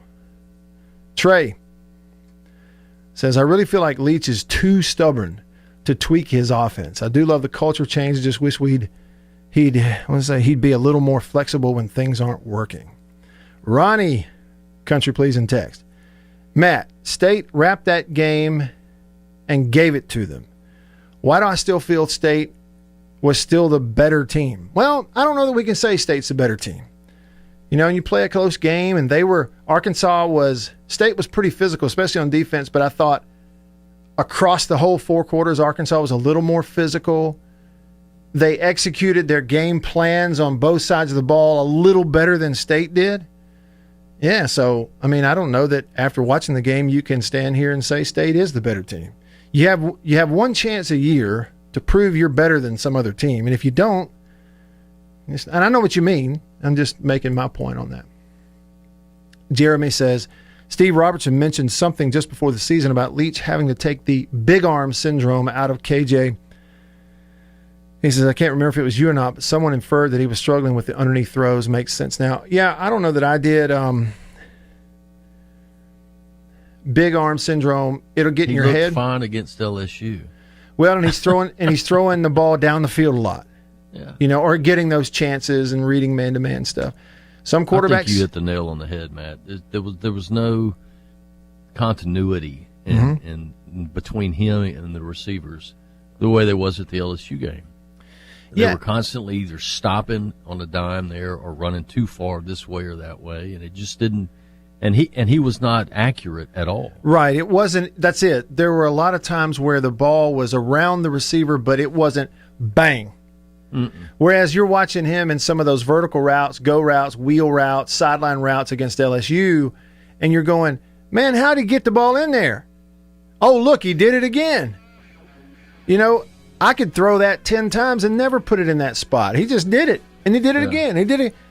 That accuracy that a bunch of times in the LSU game, people went, blah, blah, blah. What? Yeah. He was very consistent. And you're right. Saturday he wasn't. It was off, wasn't it?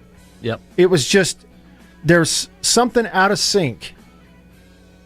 And I think that they learned a lot. The first date you have is really good, and you're really excited about that second date, and you get halfway through it and going, this ain't what I thought it was. Hey, and look, when you're young like that and dating high school or college, how awkward is it when you get on that date and you both realize you don't like each other and you don't have anything to talk about? Yeah. And your mannerisms are awkward. And I did that one time on a second date and asked her to kiss and make up. She walked out on me. What's wrong? You don't want to make up? All right, stick around. It's time for the Blue Health Minute, brought to you by Blue Cross and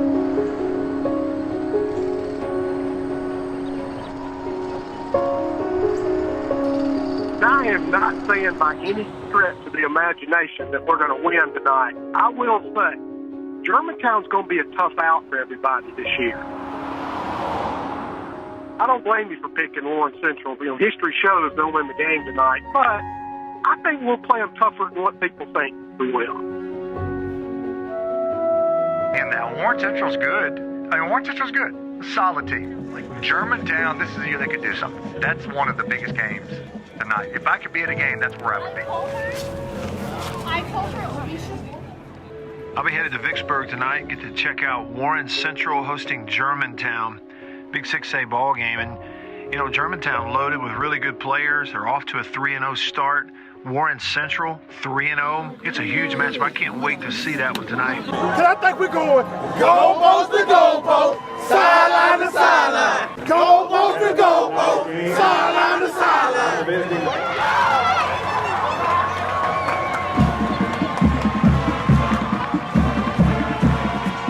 Everyone's starting to reach the play tonight. Now Nick Barnes, I think, is going to check into the game alongside Branson Robinson. Barner in shotgun formation.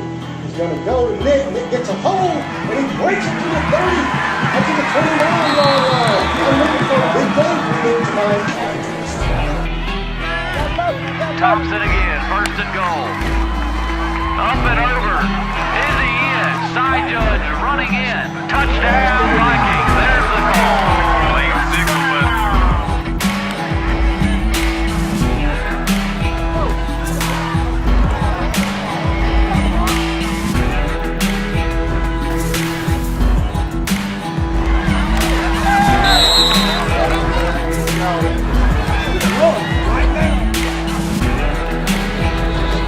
but right route, no trip.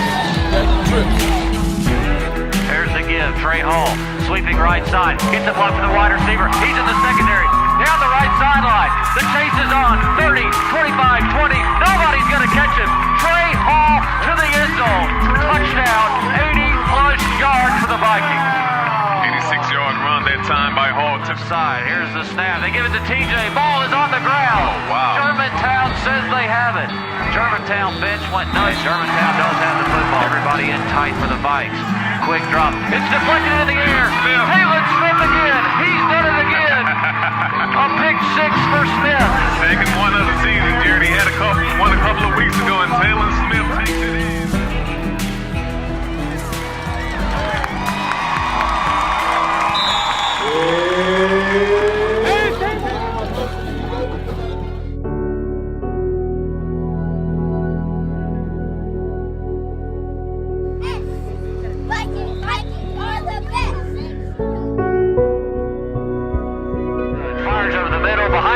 receiver. Incomplete. That's it. 1-0 in district. The Vikings win 23-10 over the Germantown Mavericks.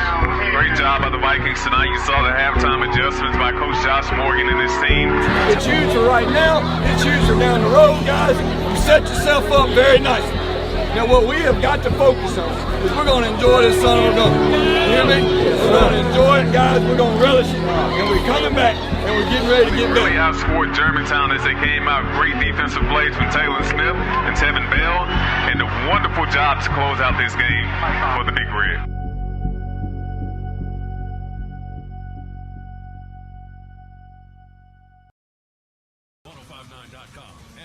Radio at ESPN 105.9, The Zone.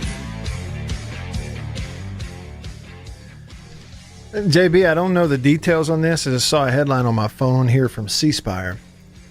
LSU police nabbed 2 for allegedly skateboarding in the Pete Maravich Assembly Center. So, football team's out of town, nobody on campus. And 2 guys take their skateboards, broke into the basketball arena, and just went to town out there. Man. And got themselves arrested.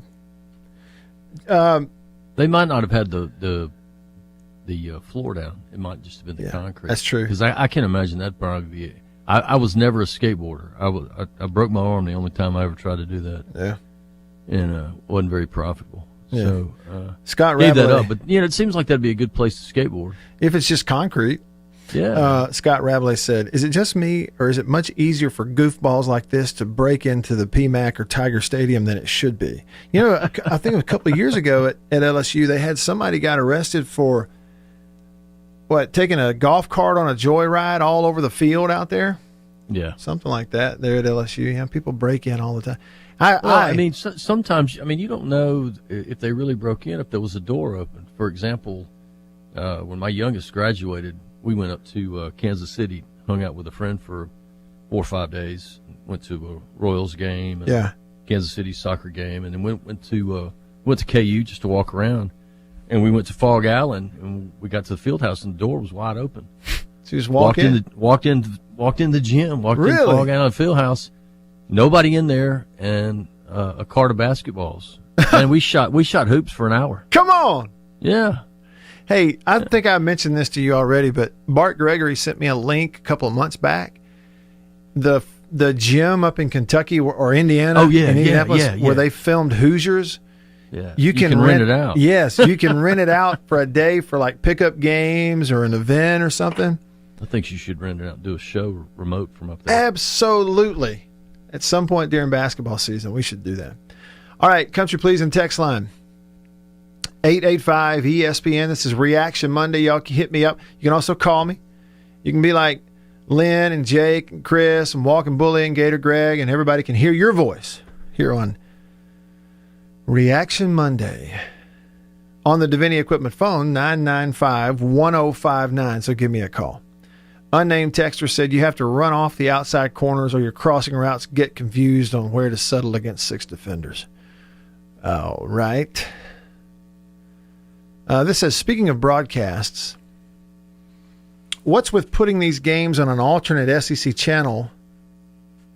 Some of us, including YouTube TV, don't get. Yeah, I don't know.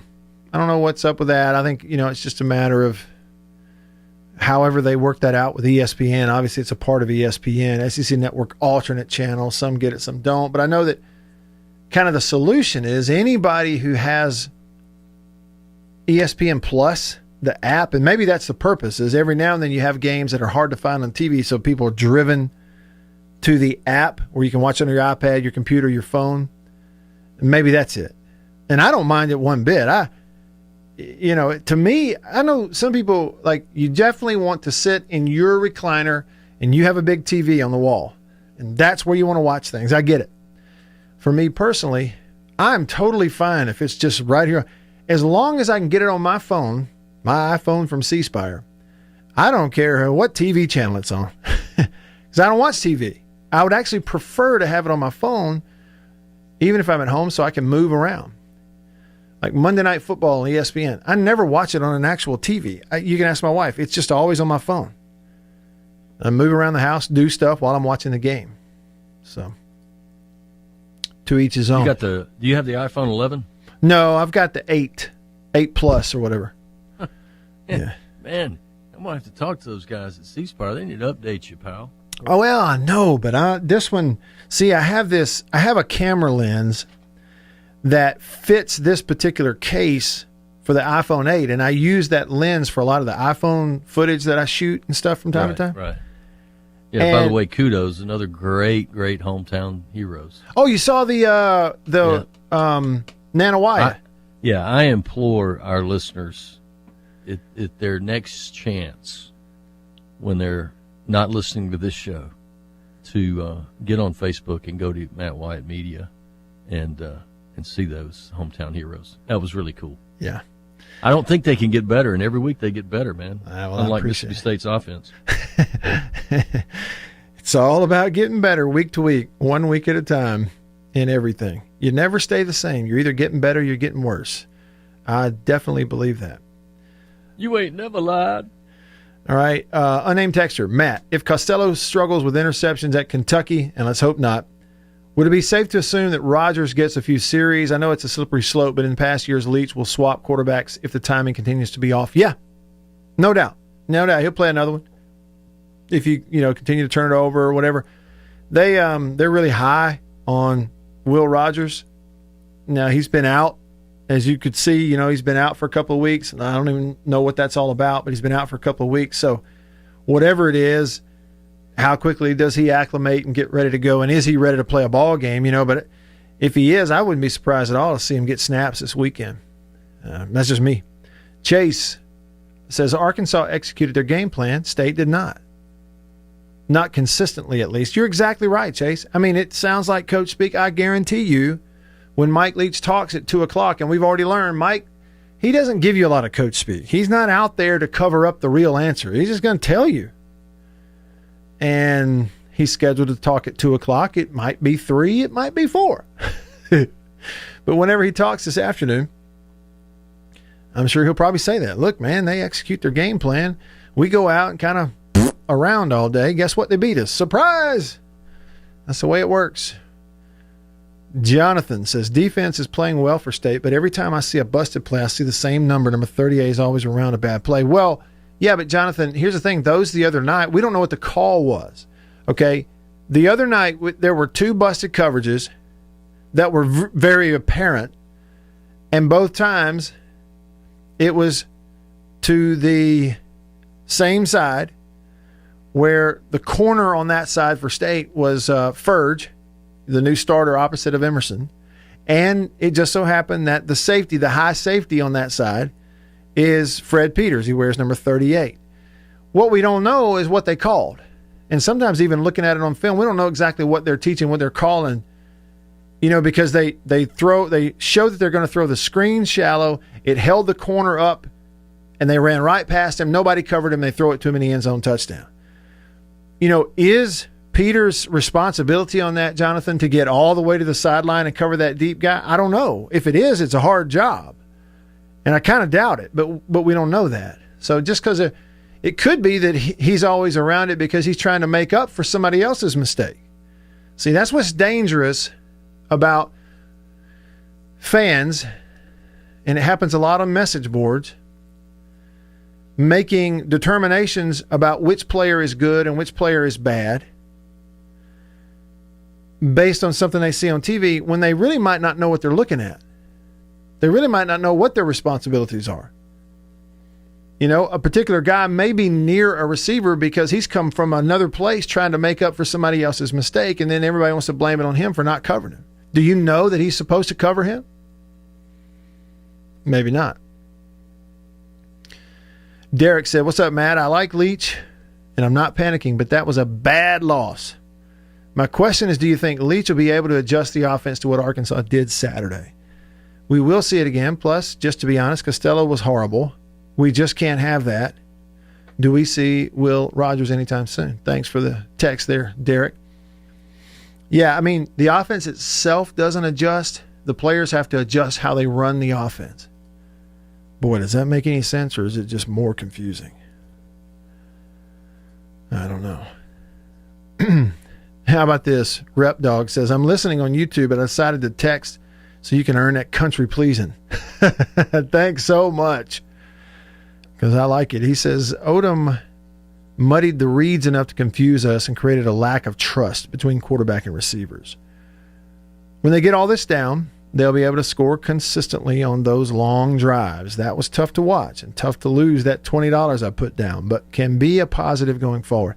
I mean, it's true. Sometimes you get it really put on you and you really learn a lesson the hard way. It can be the best thing that happened to you, and you learn that lesson early in a season versus late. Use it to your advantage.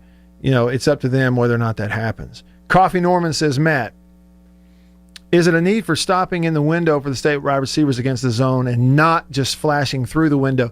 Well, again, Norman, yes, in theory, I know that, but what we don't know is every time we see it, we have to judge it. Like when I do the film things, I try my best to look at it and judge it with certain parameters. And one of those parameters is always, I don't know exactly what they called. I'm trying to recognize it with my eyes, but I'm not in the huddle. You aren't, we aren't. There may be times, based on what they're doing, where they are telling them, don't stop in the window. Flash, if you don't get it, continue, because then you'll turn it up when you get to the sideline. It may give us an opportunity, you know. So I just think when we judge stuff we see in a game from an X's and O's standpoint like that, rules for receivers, reads for quarterbacks, it's always best to look at it. Yeah, we're trying to figure it out, but there's always a possibility that we don't know exactly what they're telling us. We don't know exactly what the call is. We're just trying to judge it based on our own experience. I think it's always good to remember that. Unnamed texter, on positive note, Saturday is that the defense looked pretty good, better than expected. That's really 2 weeks in a row. I think that the defense exceeded expectations and played well, especially in the fourth quarter. I was impressed with that defense in the fourth quarter now. Absolutely. It really was. They'll have their hands full with a fast quarterback at Kentucky this week. Let's see how that goes. I'm Matt in the Farm Bureau studio. Stick around. This portion of the Farm Bureau Insurance stands ready to provide financial relief to our communities in this time of crisis. This includes a one-time credit to all personal auto policyholders, a donation of $500,000 to the Mississippi Food Network, and additional payment options for those hit the hardest, all while continuing to service customer claims as well. But this is the time to go above and beyond. These are a few ways we're keeping the Farm Bureau promise. To learn more, talk to your agent or visit us online. Go with the home team. Every farmer understands their farm can't thrive without some good partners like sun, soil, and rain.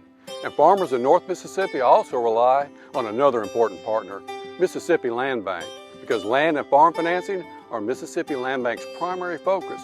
We've grown alongside these farmers' crops for more than 100 years. We understand what a farmer needs, and we know the lay of the land in North Mississippi, and that's where I stand.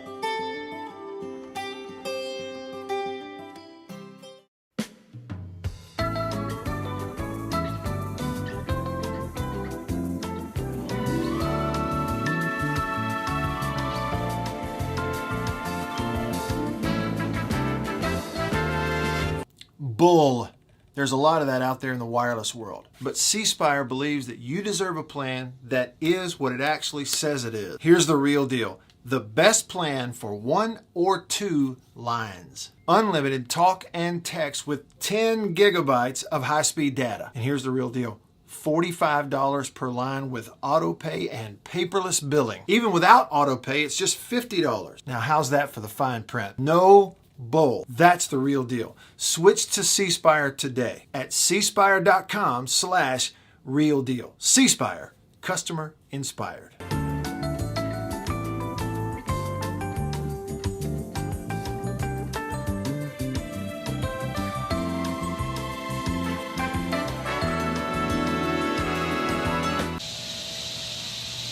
Man, that sounds like summertime in Mississippi, doesn't it? You know what else just screams Summertime in Mississippi, country pleasing sausage from Country Meat Packers in Florence. Check me out. Jalapeno and cheddar. Just got it at Kroger in Tupelo where I live. On grocery store shelves throughout the Southeast. Cut it up, throw it in the frying pan, put it on a bun. Get some andouille, make some gumbo. It is the best sausage you've ever put in your mouth. Country Pleasing Sausage, countrypleasing.com. It is made up of hand-picked hams, bacon, and pork loin. That's why it tastes so good. I even got this cool hat from them. Check them out. Go by the butcher shop there in Florence, or order it online, or look for it in grocery stores. Walk up in there and say, Country Pleasing, please.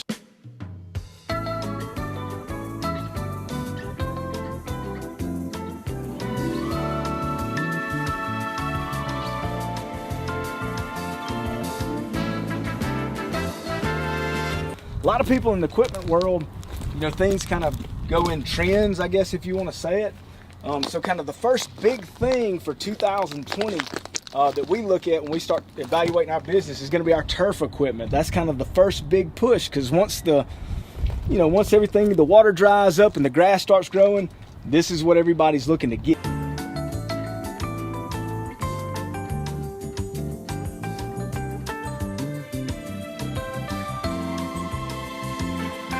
We carry the new REAX stand-up mower. Doesn't look like much and it's dirty as all get out. But this thing is, and it costs just as much as zero turn. Not a cheap unit at all. I mean, if you go out there and look at that zero turn, this thing right here, I mean, it's got all your components from your big pumps to your commercial engine to your large steel deck. And these guys were the first ones to make the standard mower. Quarterback play better than him. And he's right here, right now, online at thezone1059.com and on your radio at ESPN 105.9 The Zone. All right, back with you, getting ready to wrap up hour number 2. Still got a ways to go. Another hour ahead of us before we get into the drive this afternoon. Coming to the phones in just a sec. First up, though, on the Facebook live stream, Ronald says Arkansas was gift-wrapped that game. And still, he says, I still say yes. State's a better team as far as talent. Just correct the problems, move on. Still be a good year. Jordan, watching on YouTube, said, so if someone had told you at the beginning of the year we could beat LSU and lose to Arkansas, would you have taken it? He says, I would have, LOL. Always great to beat LSU. Bev, thank you. Bev's playlist says, your hometown heroes videos are great. Small town kids become our favorite college athletes. Keep up the great work. Man, it's just a little passion project for me, and it's so fun to go to these places. I'd been to Nanawaya before, but not for a high school game, and certainly not for their big rival with Noxapater. So it was just neat to go see it. I love seeing new places, learning the history. And I really do think, man, this game of football, different levels resonate. We enjoy watching the NFL games. Some of us are big NFL fans. We have our favorite college teams. We follow them religiously, frankly. Big audiences for that in the Southeastern Conference footprint and elsewhere.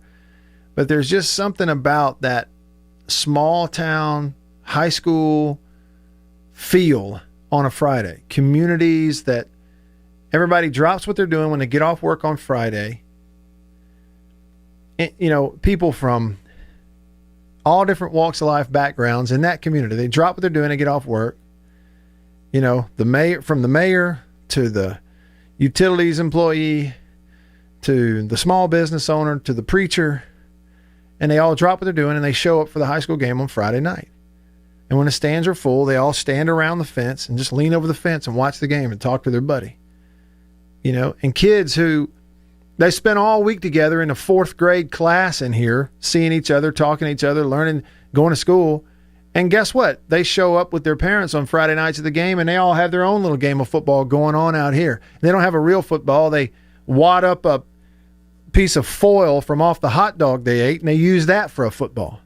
That game's going on right outside the fence while the game's going on in here on the field. And for me, sometimes the smaller the communities, the more special it is, the more tight-knit it is. And I think part of the reason I finished those videos with that drone shot of just kind of climbing out of there where all you see off in the distance is one football field, 100 yards of landscape with lights shining on it. And from several hundred feet back here, I can see everybody in that community is around that football field. And there's just miles and miles of nothing around them, and they're all congregated on this one little piece of dirt and grass, and we're shining the lights on it so we can all play a game on Friday night. And to me, that's really the guts of the game. It's more pure there, and in a lot of ways more fun there than it is anywhere else. I really believe I had more fun playing high school football than I've ever had playing anything else. All right, here we go. Davini Equipment phone line. Davini Equipment, Madison and in Jackson. Tar Heel, thanks for hanging on. What's up? Hey, man, I want to call you in on the Davini hotline, man. First off, follow up on the piece that you put out Friday night. Man, that was just a great piece to see. I went over to Vicksburg and watched St. Aloysius play Silliman for private school, and when I got back, saw your piece, man, it was just, same thing, like you resonated, just a high school game in its purest form. Mm-hmm. Second off, I like, we've been talking a lot about Mississippi State offense, and we need to look at the Mississippi State defense and how well they played. Only giving up 14 points because the pick six was not on them. While I was watching your guys' live call on Facebook and watching your facial expressions, leaning on the defense to get a big stop there in the fourth quarter and get the ball back to the offense as they did many times. I think that's something that State fans need to look at, that, hey, going forward, we got ourselves a pretty good defense. And watching the Ole Miss game, Ole Miss didn't look like they could really stop anybody. So that's something, a good takeaway from the game. And I'll hang up and listen to your response on the radio. I appreciate y'all letting me take the call. Yeah, man. Thank you. Thanks for calling. Thanks for the kind words. Defense for State did play pretty well. I mean, they really did. They're not going to be satisfied with the fact that the points they did give up came on busted coverages. The 2 touchdown throws they gave up were busts, and two things, not only the bust in the secondary, but the fact that Franks both times had time to sit back there and find it and hit it and didn't get pressured. And I think that would maybe be the only negative. If you were just looking for something to say, okay, defensively, this has to be better. Well, what is it? It would probably be maybe consistent pressure on the quarterbacks. They had 3 sacks in the game and 5 QB hurries. You can pretty much live with that. You compare that, Arkansas had 1 sack of KJ Costello in the ballgame, credited with 1 hurry. Anybody complaining about State's offensive line, it's not a pass pro complaint. And I mean, State still gets to the other guy 3 times, pressures in 5. They could use more there, especially with a young secondary. But I agree with you. I thought State's defense, pretty doggone good. Arkansas was 5 of 14 in the game on third downs. They went for it once on fourth down, did not get it. State's defense was only on the field for 65 total plays. That ain't much. 275 total yards of offense held Arkansas to 63 rushing yards. And now again, Boyd, their top back, did go out of the game. A 21-14 ball game. It's a good win for Arkansas on the road, in their losing streak, give them some confidence under a new coaching staff. They did have a good plan. They did execute it very well on defense. They were responsible. They played within the scheme and got a win for it. Their bets paid off. Their bet paying off that, hey, if we do some ball control at times on offense, don't go crazy there, don't turn it over, and defensively, let's back up, make them run a bunch of plays. Maybe they'll make mistakes. Well, you did. Jason in Flagstaff on the Country Pleasing text line says, I don't have a problem with play calling. Even on the fourth down calls, the players just need to execute better, especially the offensive line on the goal line, Costello everywhere else. The thing about it is when you're a passing team and you spend a majority of your practice time and everything, you're working on pass pro, you spend a majority of your time in the game pass blocking, it's hard to ask them. Now, you can, and you can expect it, but it's not easy to ask them to flip that switch and now put their hand down and drive off the ball and knock somebody off the ball and be run blockers. It's kind of hard, especially on the goal line when they know you may want to run it, and it's because it's harder to throw it down there.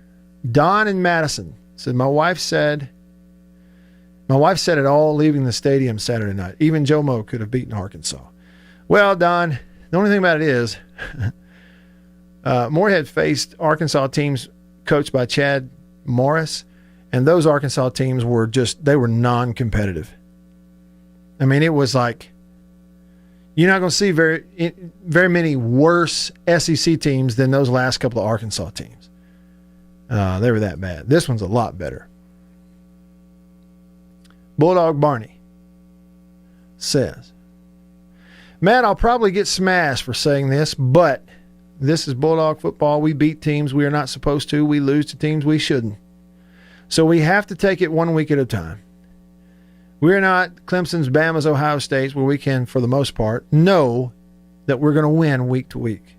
We beat a mediocre LSU, was expected to blow out Arkansas. Now we're like, dang, I hope we can beat Kentucky.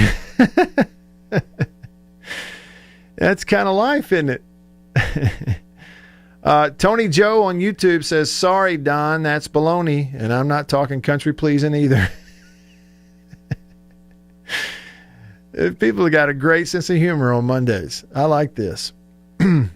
What about that question? If they told you at the beginning of the year, you can beat LSU, but you lose to Arkansas, would you take it? What about that? Country pleasing text line. Greg says, why not a fake give up the middle quarterback bootleg? Got stuffed too many on short yardage. White Denzel says, Matt, I don't know if you saw my Twitter post that I tagged you in last night, but if you and Dr. Brojo want the recipe, I'll send it y'all's way. Man, I believe I did see it. What did you make with it?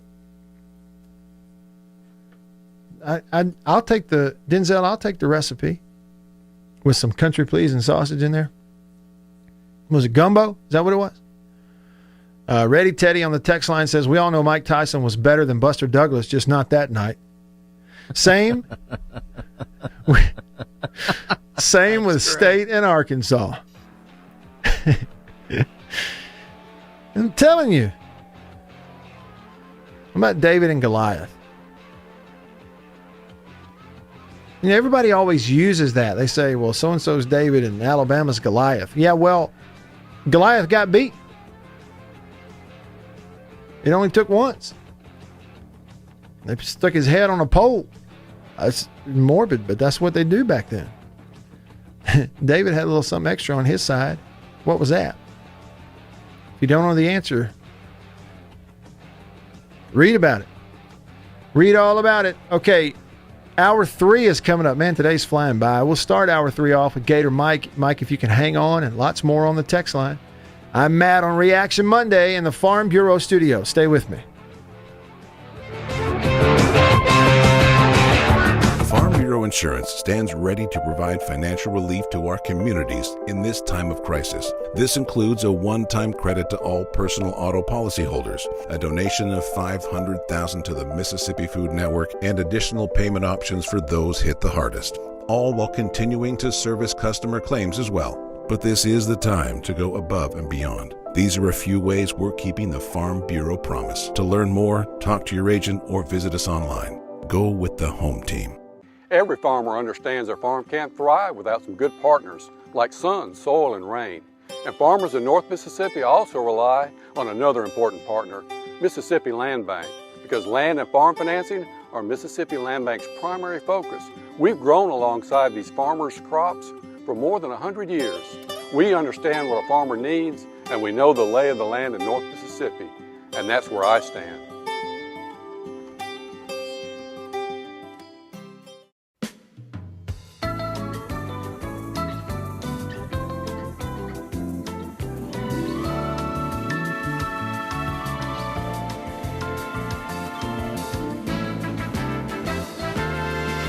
Bull.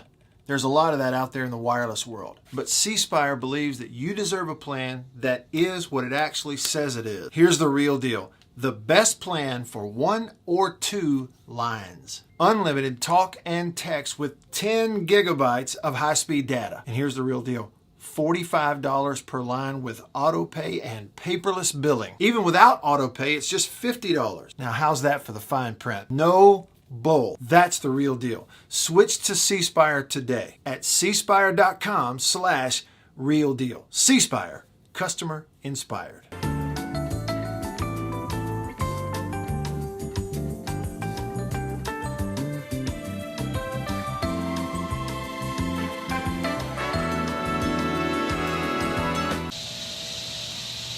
Man, that sounds like summertime in Mississippi, doesn't it? You know what else just screams summertime in Mississippi?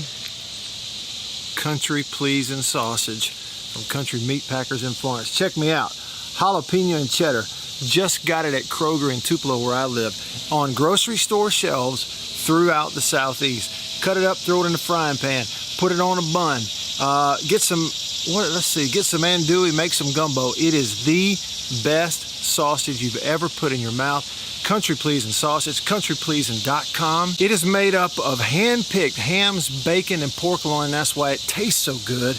I even got this cool hat from them. Check them out. Go by the butcher shop there in Florence, or order it online, or look for it in grocery stores. Walk up in there and say, Country Pleasin', please.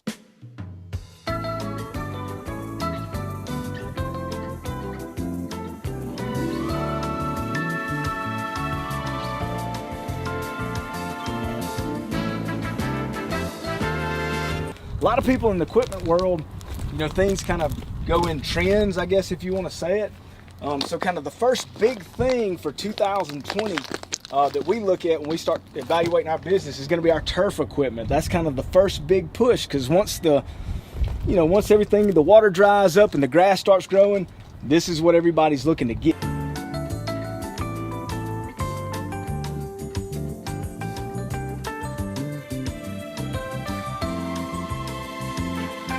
We carry the new REAX stand-up mower. Doesn't look like much and it's dirty as all get out. But this thing is, and it costs just as much as zero turn. Not a cheap unit at all. I mean, if you go out there and look at that zero turn, this thing right here, I mean, it's got all your components from your big pumps to your commercial engine to your large steel deck. And these guys were the first ones to make the standard mower. Hey, are you buying land or selling it? You need to let Matt Anderson with National Land Realty help you out. Matt Anderson Properties. Here's what Matt can do. If you're buying land, you can view the property without ever setting foot on it. They've got the 360-degree interactive drone touring. It's really cool. You got to check it out. And if you're selling property, Matt's going to get you consistent reports, comprehensive reports of who's looking, how many people looked at your listing. You need to let him help you. Matt Anderson Properties with National Land Realty. Call him, 601-408-5155. Hey, if you listen to the show, you know that the new third hour of the Matt Wyatt Show is brought to you by Overstreet Properties in Starkville. Here's what you need to know. If you're looking for a weekend home or condo, full-time residence, investment property, maybe just an apartment to lease, you got a student going to school at State, call Kane Overstreet at Overstreet Properties. In Starkville, it's 323-8618, or look them up online, overstreetproperties.com.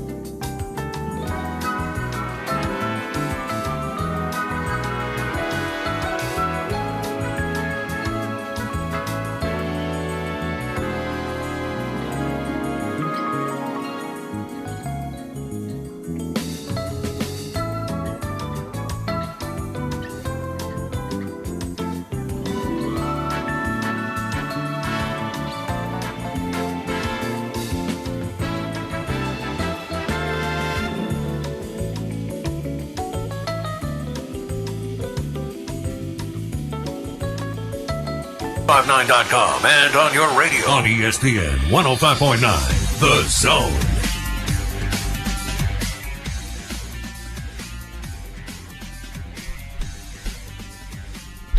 All right. Hour 3 is underway. We're getting going here in hour number 3 of the show on this Reaction Monday. Reaction Monday. Hour number 3 presented by Overstreet Properties in Starkville. Hit them up, overstreetproperties.com. You can find how to get in touch and phone numbers and things like that. And so if you're headed to Starkville for any reason, maybe you're moving there permanently, like I probably will be doing sometime in the next 10 years or so. You just never know, though. You just don't know. But if you are moving permanent, or maybe it's investment property, need a condo for the weekends that you're in town for games, just need an apartment to lease if you're a student, any of that, go to Overstreet Properties and overstreetproperties.com. So Reaction Monday, a lot of it, in fact, and there's a whole bunch on the text line. Really appreciate you, everybody who's texted and continuing to on the Country Pleasing text line at 885-3776. Maybe an easier way to remember is 885-ESPN. And the calls and the comments. Calls on the Davini Equipment phone line, Davini Equipment, Madison, and in Jackson, your Kubota dealer. The number, 995-1059. So call me. We'll chat it up here in hour number 3. I'll give you a heads up, too. They schedule the Mike Leach press conference every Monday at 2 p.m. The previous 2 weeks, it didn't happen at 2. Like the first week, it was about 30 minutes afterwards, and last week it was about an hour afterwards. But if it starts at any point during this hour, we'll pop in there and kind of see what Mike is saying. How about that? First up, though, Gator Mike has been patiently waiting on the Davini Equipment phone line, and I appreciate that. Mike, thanks for calling. What's up? Hey, what's going on? Yo. Hey, yeah, I can't believe how it went down. I mean, if I was a betting man on state, I would have lost. But thank God I didn't bet on that one. But what I was going to say is, state fans, to help y'all out a little bit. I mean, usually when y'all lose to Arkansas, sometimes y'all beat Alabama. So, I mean, there's something, because these calls that are coming, I've been listening all day. I mean, these calls are sad. Even back on Bo Bounds, it was just depressing, kind of. But I mean, this state, man, it's the second game of the season. Don't worry. Mike leads all this. It's going to come together. Hell, he'll probably get a better quarterback within a year or two. You never know.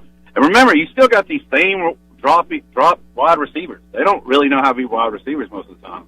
I mean, this is state. I mean, I'm just saying what it is. The air raid is brand new to y'all. 2 weeks, right? Yeah. It's 2 weeks. Yeah. Not year 2 or 3, okay? You still got the same wide receivers back in Moorhead, okay? We're dropping the ball, that we're running the wrong routes. Same guys, all right? They had a great game against LSU because everybody had a short season to get ready, you know? It's just COVID ball right now. That's all it is, all right? Right. But, yeah, I'll let you go. I appreciate it. Thanks for the call, Mike. What do you say? It's COVID ball. I mean, it kind of is. If you're interested, my YouTube channel, just, search my name or whatever, Matt Wyatt Media, you'll find it there. I posted a video. I just shot some things throughout the day with my camera on game day that illustrate the difference with nobody outside of the stadium. What was interesting is, like, if you go to a certain perimeter from the stadium, which gets you off campus, then you run into a lot of people. There are actually a lot of people there, students also. And, but the certain things about game day that you're used to, lines at the metal detectors and people tailgating, and it's just kind of surreal. I don't know how to describe it other than use that word surreal, because it didn't seem real that we were about to actually play a game. And as I'm walking up the stairs, you don't hear any noise. There's no music playing. There's nothing. It's like that proverbial wind blowing and the tumbleweed goes across the road, Yeah. But then, you get into the game, so people came in there. Crowd was actually not that bad, especially the students. And look, what was interesting about the cowbell thing, Neil Price and I agree with this. They are going to have a significant advantage I think, as the year goes on, because cowbells are allowed at certain times, not while the opposing team is over the ball, but they are allowed at certain times. And even with a few of them in there, they are loud. You know, when the team came in, this is way before kickoff, 2 hours before kick, whenever it was. The team runs out of the tunnel just in their sweats, going to go through stretching and getting loose and kind of the initial calisthenics. Well, there was a portion of students that were already in the student section, I'd say several hundred. Really, there weren't 1,000 people down there yet. And they all started ringing the cowbells. You couldn't believe how loud it was. Just a few of them down there. So I think the cowbells are going to be an advantage. Or could be. I guess they didn't prove to be a super duper advantage the other night, lose the game. But there you go. All right, back to the phone line. Ponto, what's up? Just to commiserate, if there's a game you want to lose, that's the game you want to lose is Arkansas. But they didn't lose it. It was Christmas came early for the Razorbacks. But the deal is Arkansas that told Jake Friday, take the points because they're better than people give them credit for. 17 points was too much. Actually, they didn't need anything, did they? No, didn't need anything. But my question today is, what happened to the radio? There's no Dallas. There's no New Orleans Saints. There's no Southern Mississippi on Jackson Radio. What happened? Yeah. Okay. So you're saying NFL broadcasts? No New Orleans Saints. No Dallas Cowboys. The no Saints Southern are on. Mississippi Golden Eagles. Only Ole Miss and State. The Saints should be on one of our competitors, 620. Okay. So you don't think an FM station, you think it's an AM station. It is 620 AM, the old JDX. Okay. Well, gosh, some of us aren't too smart.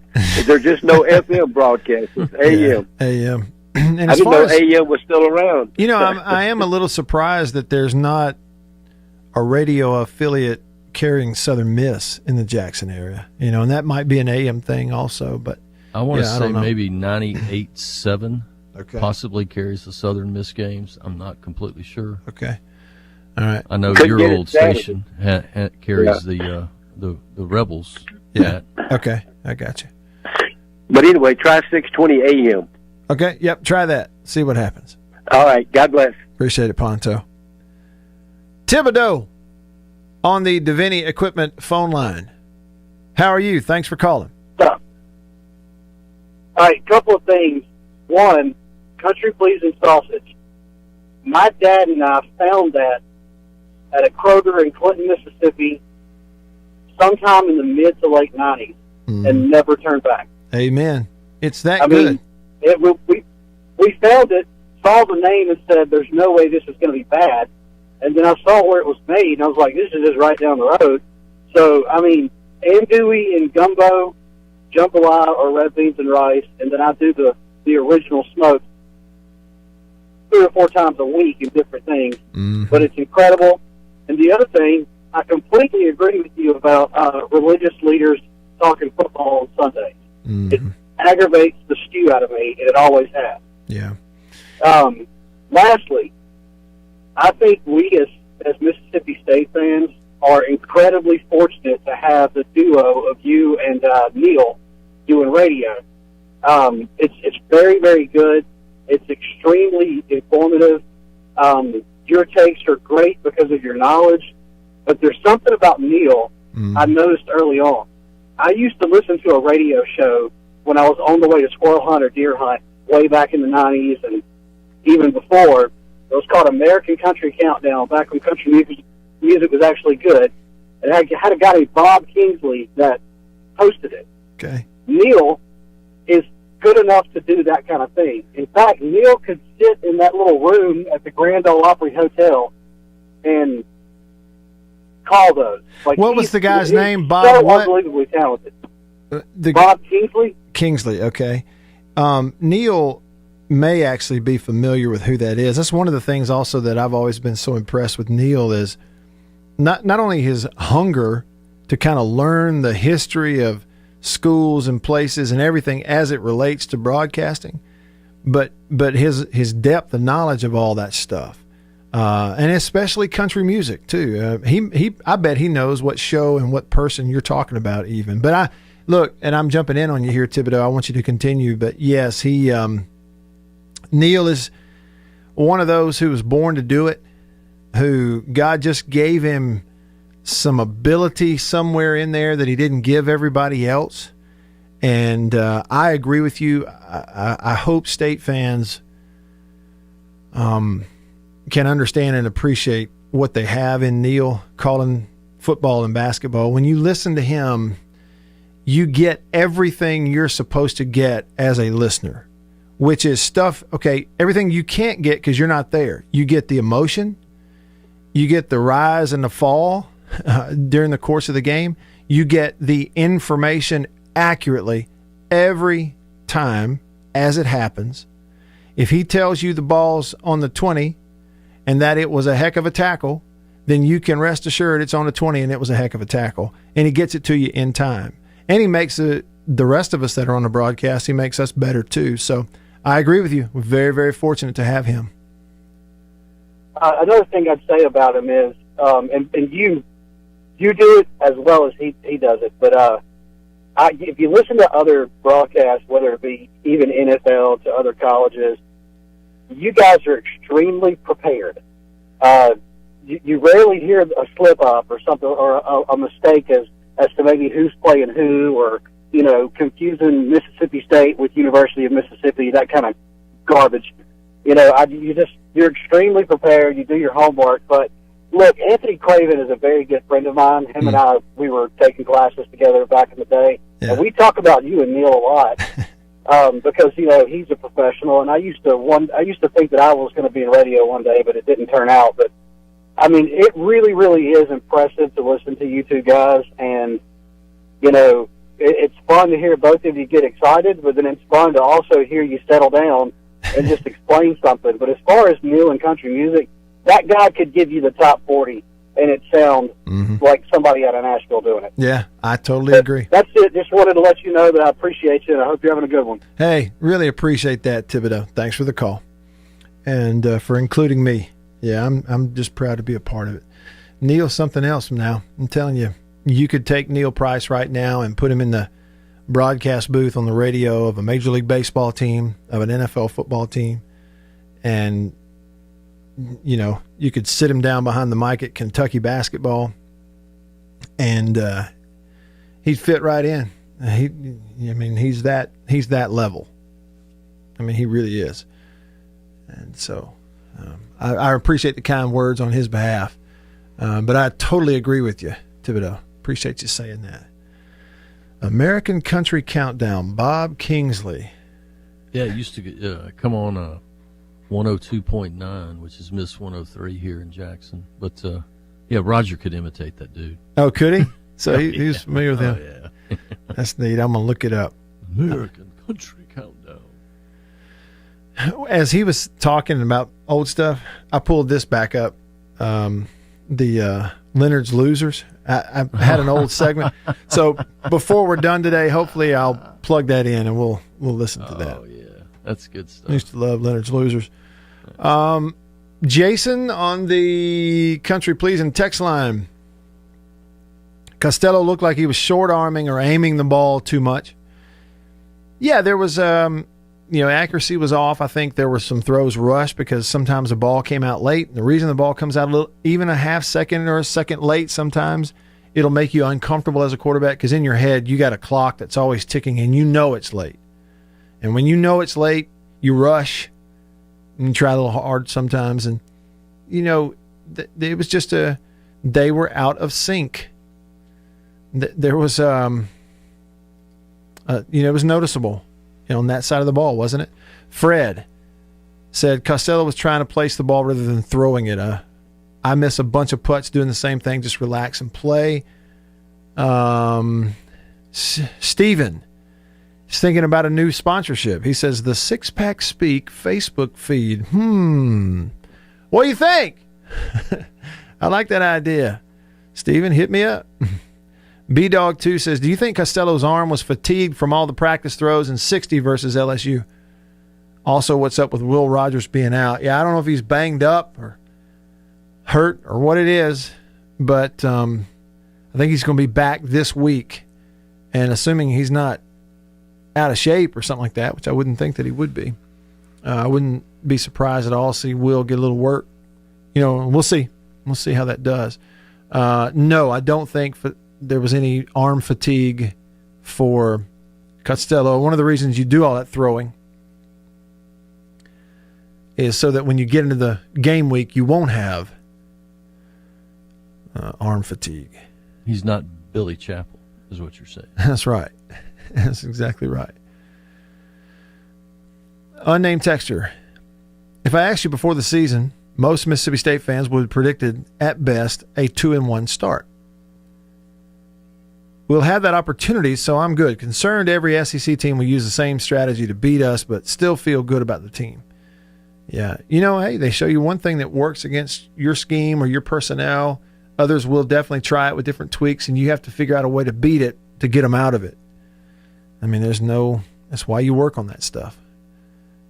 I have a memory of my senior year. We were playing Arkansas in Little Rock, and it was actually a game we didn't win. We started the season, I think, 8-0 in 99, and then we lost a pretty hard-fought game at Tuscaloosa. That was our first loss of the year the week before, which kind of bumped us out of the SEC West picture, even at just 8-1. And so we went to Arkansas and Little Rock the next week, played an 8 p.m. game on ESPN2, and we didn't have a good night offensively for about 3 quarters, and we got in a 2-minute drill, started moving the ball in the fourth quarter. But the point is, in that game, that week, we had worked on something against the Arkansas blitz that our coaches had seen on film. And what we worked on was making an adjustment, calling an adjustment at the line of scrimmage, where when we see them looking like they're going to blitz, we would check to a different protection. We would motion for our tight end to come in and put his hand down on the end line of scrimmage, join the offensive line for max protect against their blitz, and we would check to a 3-step drop and throw slants against it. We were supposed to check, and we used a color at the line of scrimmage. If we were going to check it to the right, it was brown because it had an R in it. If we were going to check it to the left, we used black because it had an L in it. And so you're supposed to see the blitz. You got the tight end. You walk up to the line. You tell your offensive line, you go easy, easy, easy. And then you start going, Brown, 85. Brown, 85. And it tells them what we're checking to. The tight end comes in, puts his hand down. We snap the ball. If they come on with the blitz, we throw the slants behind it. That was going to be our plan against their blitz. And in 99, Wayne Madkin, our starter, he was a sophomore. He was just a sophomore, and he was still learning a lot of that. The year before, he didn't have to do a lot of checking at the line. And even there at the end of his sophomore year, this is what happens with quarterbacks. They're still learning how to do those checks and things at the line of scrimmage. And sometimes he didn't see it. At other times he wanted to stay with the play, but it was kind of a struggle. And they beat us with that blitz several times. Well, they had me in the game some in the second half and at the end of the game in the fourth quarter. In early fourth quarter, I was a senior. I had been doing that stuff for 4 and 5 years. So when I saw it, it was a little easier for me to see it. And I had no issues with checking it at the line of scrimmage with the play clock. So I'm in the game. Here they come. They step up. I see the blitz coming. I check to Brown. I bring the tight end in. Everybody gets the check. We say hut. They blitz. I took a 3-step drop, completed a slant route to Larry Huntington. He catches it real easy, short throw, makes one guy miss, made about 12 yards and a first down. We beat their blitz just like that. They'd been blitzing us the entire game. We line back up, ran the ball. 2 plays later, we line up, and I see it. They're blitzing from the left. I check to Black. I pull the tight end in. He puts his hand down. We say hut. They blitz. I complete another slant to Larry Huntington. He made one guy, tried to trip him. He stepped over it, made about 12 more yards, another first down out to midfield. They never blitzed again the entire game. Now, they did have a lead, and we were playing catch-up, but that was it. That was the last time they did it the whole game. And the reason was it was really simple. It had nothing to do with my ability or our ability. It just had everything to do with there was a different guy in the game now. I was older and had had more repetitions in this type of thing. I saw it, and we beat it twice in 3 plays, and it got them out of it. They had no more confidence in doing that against us anymore. They started just dropping, playing coverage. It became easy to read. We got in a 2-minute drill and started moving the ball some. And we had a drive going at the end to maybe, go ahead and throw an incompletion out. It was either the last play of the game or it was a 4th down, but I can't remember. Anyway, that's an illustration that those are the chess matches and things that are going on during the game. What they do defensively is engineered by the defensive coordinator. But what the offense does is and must be engineered by the quarterback. People think that the game of football is offensive coordinator versus defensive coordinator. It's not. Offense is different. The real battle is defensive coordinator versus quarterback. And older guys, and the more experience you have, the better they do on that kind of stuff, because you're managing different things. You may not be the smartest, you may not be the fastest or have the best arm, but you just manage those things out on the field. And older guys make corrections a lot quicker than younger guys do. And I think that's why State probably feels pretty good that even though they got a knot put on their head, they're probably going to be okay going forward because of that old guy under center who's been around the block. Stick around.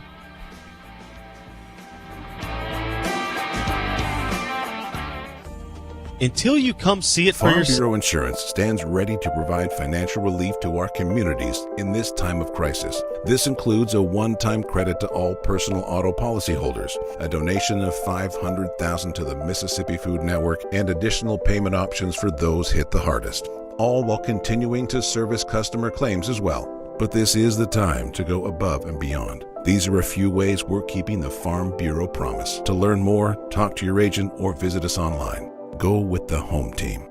Every farmer understands their farm can't thrive without some good partners like sun, soil, and rain.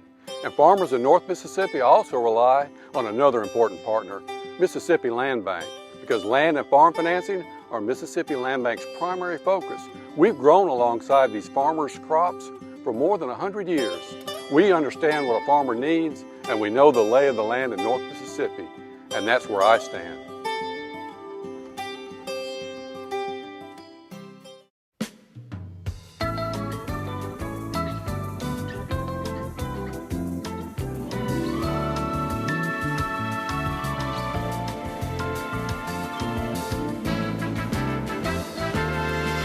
Bull.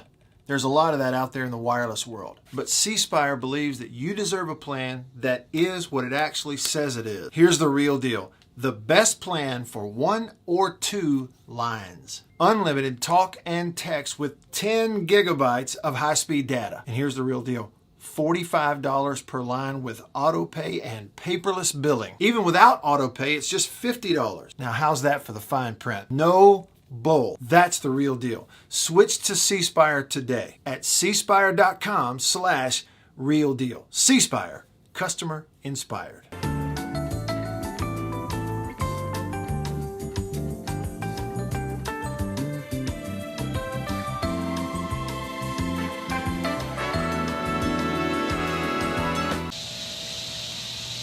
Man, that sounds like summertime in Mississippi, doesn't it? You know what else just screams summertime in Mississippi? Country Pleasing Sausage from Country Meat Packers in Florence. Check me out. Jalapeno and cheddar. Just got it at Kroger in Tupelo where I live. On grocery store shelves throughout the Southeast. Cut it up, throw it in the frying pan. Put it on a bun. Get some andouille, make some gumbo. It is the best sausage you've ever put in your mouth. Country Pleasing Sausage, countrypleasing.com. It is made up of hand-picked hams, bacon, and pork loin. That's why it tastes so good. I even got this cool hat from them.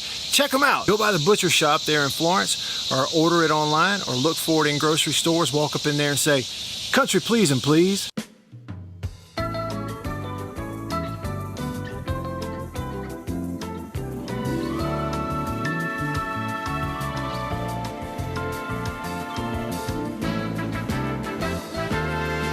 A lot of people in the equipment world, things kind of go in trends, I guess, if you want to say it.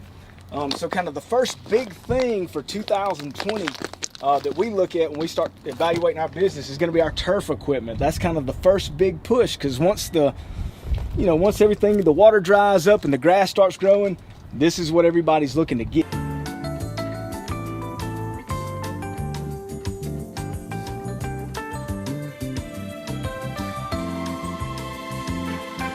We carry the new REAX stand-up mower. Doesn't look like much and it's dirty as all get out, but this thing is, and it costs just as much as zero turn. Not a cheap unit at all. I mean, if you go out there and look at that zero turn, this thing right here, I mean, it's got all your components from your big pumps to your commercial engine to your large steel deck. And these guys were the first ones to make the standard mower. Hey, are you buying land or selling it? You need to let Matt Anderson with National Land Realty help you out. Matt Anderson Properties. Here's what Matt can do. If you're buying land, you can view the property without ever setting foot on it. They've got the 360-degree interactive drone touring. It's really cool. You got to check it out. And if you're selling property, Matt's going to get you consistent reports, comprehensive reports of who's looking, how many people looked at your listing. You need to let him help you. Matt Anderson Properties with National Land Realty. Call him, 601-408-5155. Hey, if you listen to the show, you know that the new third hour of the Matt Wyatt Show is brought to you by Overstreet Properties in Starkville.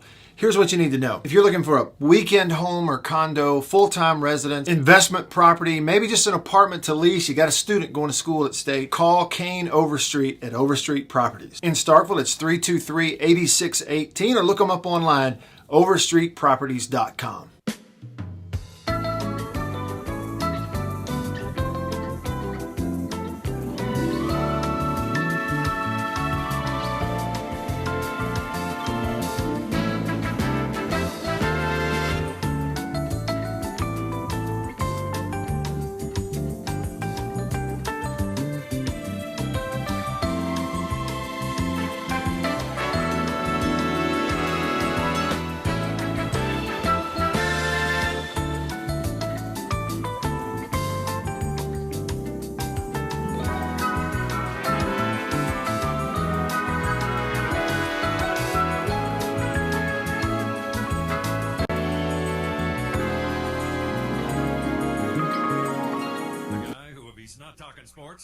He's fishing for bass, okay? But he's right here, right now. Online at 1059.com and on your radio at ESPN 105.9, The Zone.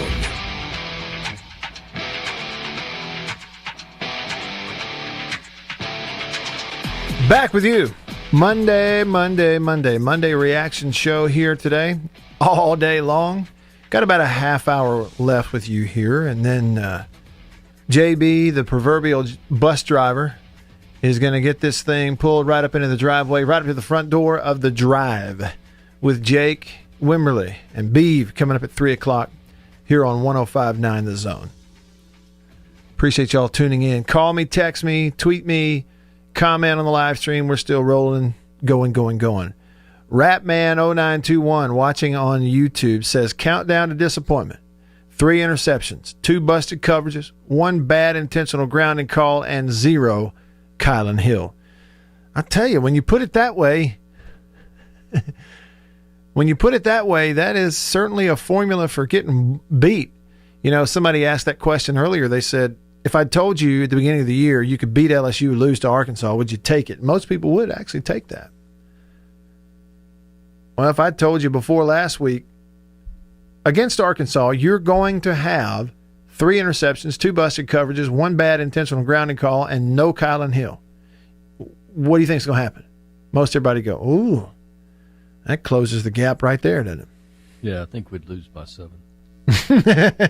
That's your answer? Yeah. That would have been your answer. Sticking to it. Hey, and you sent me a text a little bit ago, JB, defensive game plan executed almost to perfection. With that screenshot, what's on that screenshot? Tell me a little bit about it. Screenshot are the two defensive SEC players of the week, not on the defensive line, and they're both from Arkansas. Okay. Let me guess. One of them's Bumper Pool. Yep. Bumper Pool had 20 total tackles in the win over number 16 Mississippi State. That's a single game high in the FBS this season. Gracious. He's only one of 9 SEC players in the last 10 years to have 20 or more tackles in a game. And he's the first SEC player to have 20 or more tackles in an SEC conference game since A&M played Ole Miss in 2015. And then I guess it's either Fucha or Faucha. Is it Faucha? I think it's Faucha. The defensive back? Yeah. Yeah, two interceptions over State, and it tied the single game high in the FBS this season. Okay. And he's one of 4 FBS players this year with 2 interceptions and at least half a tackle for loss. There you go. And they deserve it. There's a lot of firsts that happened for those 2 guys. Yeah, it was bad. I started look, JB. I started the show apropos. I said I got one thing that describes that ball game. UGLY. You ain't got no alibi. You ugly. Hey. Logan on YouTube says, did that even look like the air raid offense to you? Because it really didn't to me. Hey, JB, my college roommate, Paul Mooney, lives in Madison. His son's an up-and-coming baseball player. Paul is a big offensive lineman for us at State, and he has a great sense of humor. Right. And he and his wife, Lauren, and Tripp, their family, they were watching from the M Club. And I cracked up because after the game, I saw his Facebook post. What did it say? He posted it in right around halftime.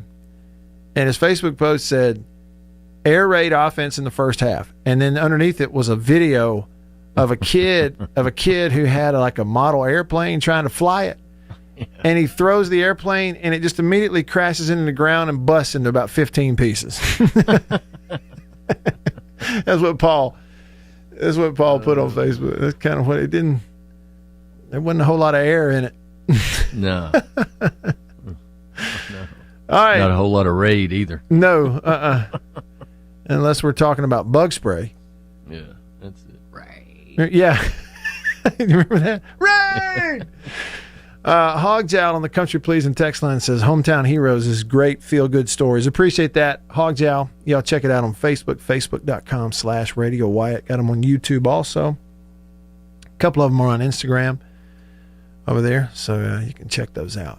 Unnamed texter said, Matt, if you're supposed to get SEC Network through your cable provider, you can use the ESPN app to watch SEC Network alternate. That's right. So for folks who have YouTube TV, you are, by way of having YouTube TV, you're automatically qualified to use the ESPN Plus app, which is Watch ESPN. And you can watch any game you want right there on your phone.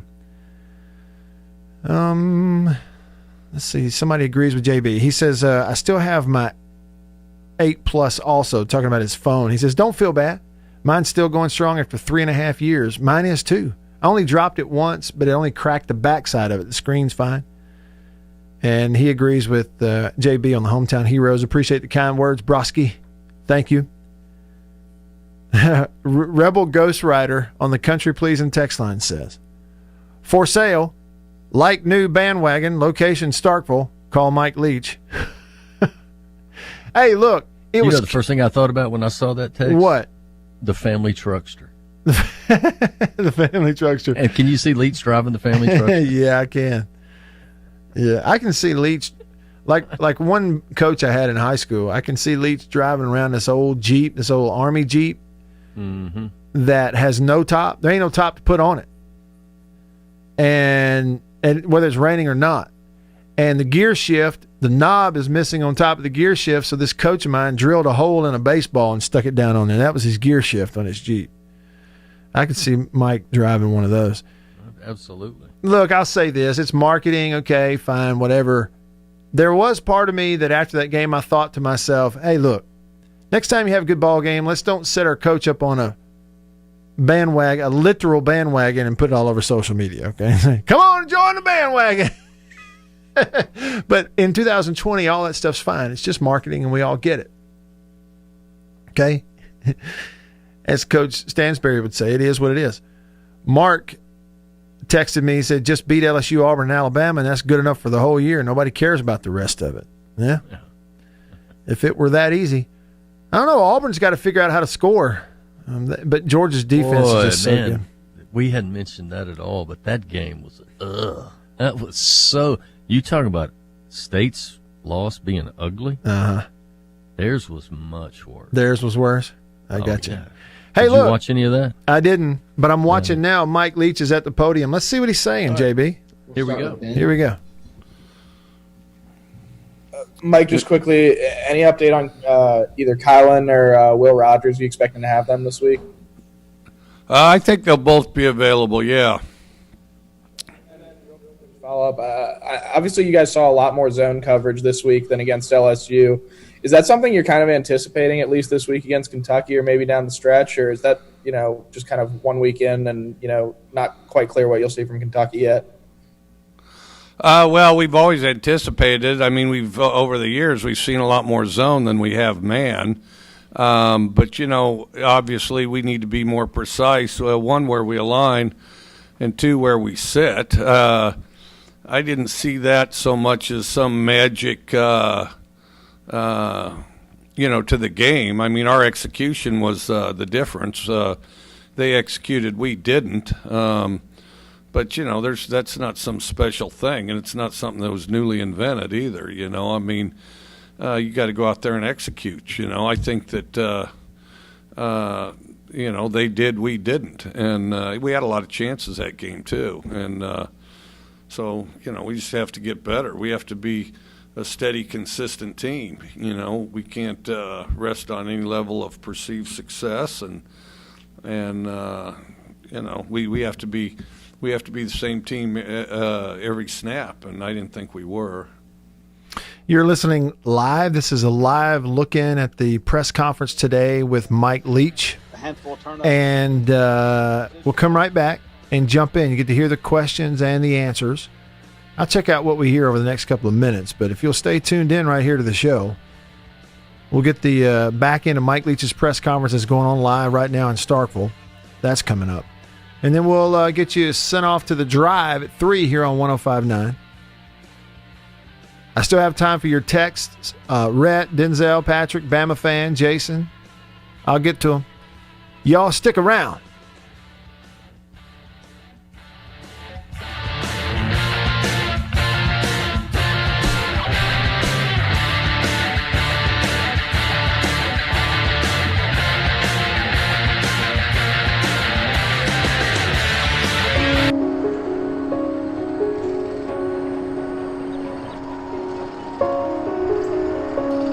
I am not saying by any stretch of the imagination that we're going to win tonight. I will say, Germantown's going to be a tough out for everybody this year. I don't blame you for picking Warren Central. History shows they'll win the game tonight, but I think we'll play them tougher than what people think we will. And now Warren Central's good. Warren Central's good. Solid team. Like Germantown, this is the year they could do something. That's one of the biggest games tonight. If I could be at a game, that's where I would be. I'll be headed to Vicksburg tonight. Get to check out Warren Central hosting Germantown. Big 6A ball game. And, Germantown loaded with really good players. They're off to a 3-0 start.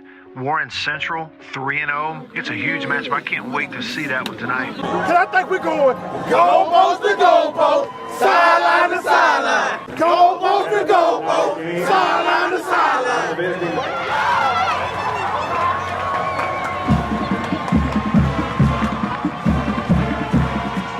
Everyone's starting to reach the play tonight.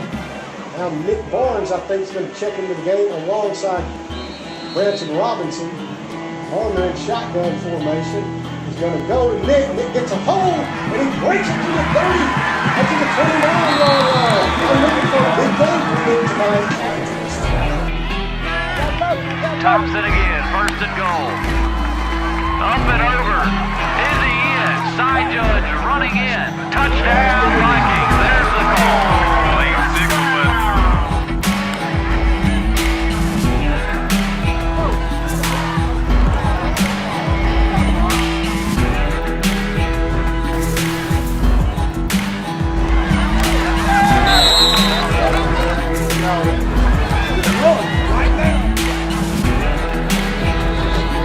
Right through the trip. There's the give. Trey Hall sweeping right side. Gets the block for the wide receiver. He's in the secondary. Down the right side. sideline. The chase is on. 30, 25, 20. Nobody's going to catch him. Trey Hall to the end zone. Touchdown. 80-plus yards for the Vikings. 86-yard run that time by Hall to side. Here's the snap. They give it to TJ. Ball is on the ground. Oh, wow. Germantown says they have it. Germantown bench went nuts. Germantown does have the football. Everybody in tight for the Vikes. Quick drop. It's deflected in the air. Taylor Smith again. He's done it again. A pick six for Smith. Second one of the season, Jared. He had one a couple of weeks ago, and Taylor Smith takes it in.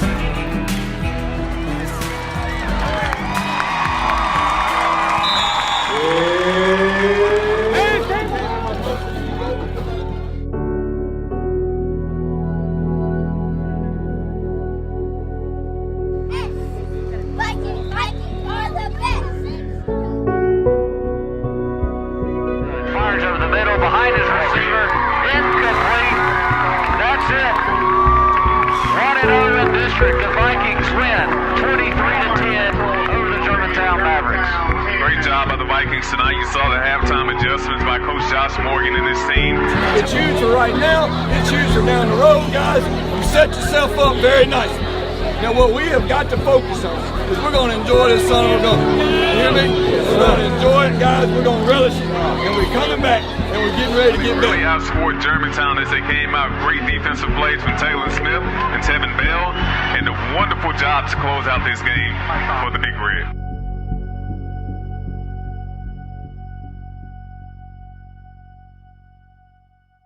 It's The Zone at 105.9 FM and online at thezone1059.com.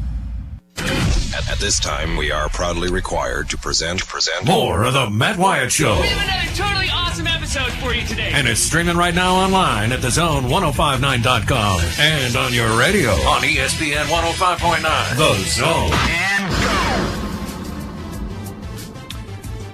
All right, let's jump back into it. First up, let's check in on Mike Leach. Press conference going on right now.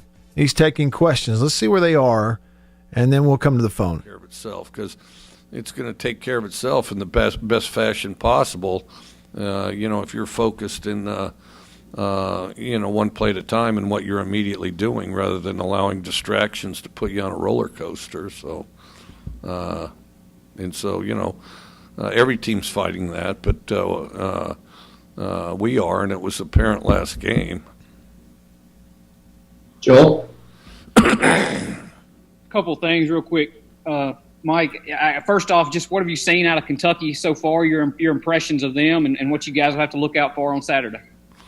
Tough, gritty team. It'll be a contrast of they want to run the ball and use the clock. We're going to throw it. They're good on defense. Both defenses, I think, are starting to kind of take shape. I know they gave up some points, but a lot of them were shots. Kind of shots that hit for Mississippi or Ole Miss, I think. And but down in and down out, they played better than the score suggests.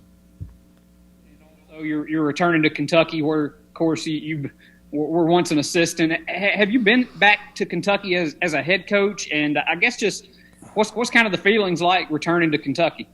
Not as a head coach. I did a book signing there. I've been to Kentucky a couple times. It's a great place. I have a lot of friends there. Just a gorgeous city, Lexington is, and a great setting for a football game.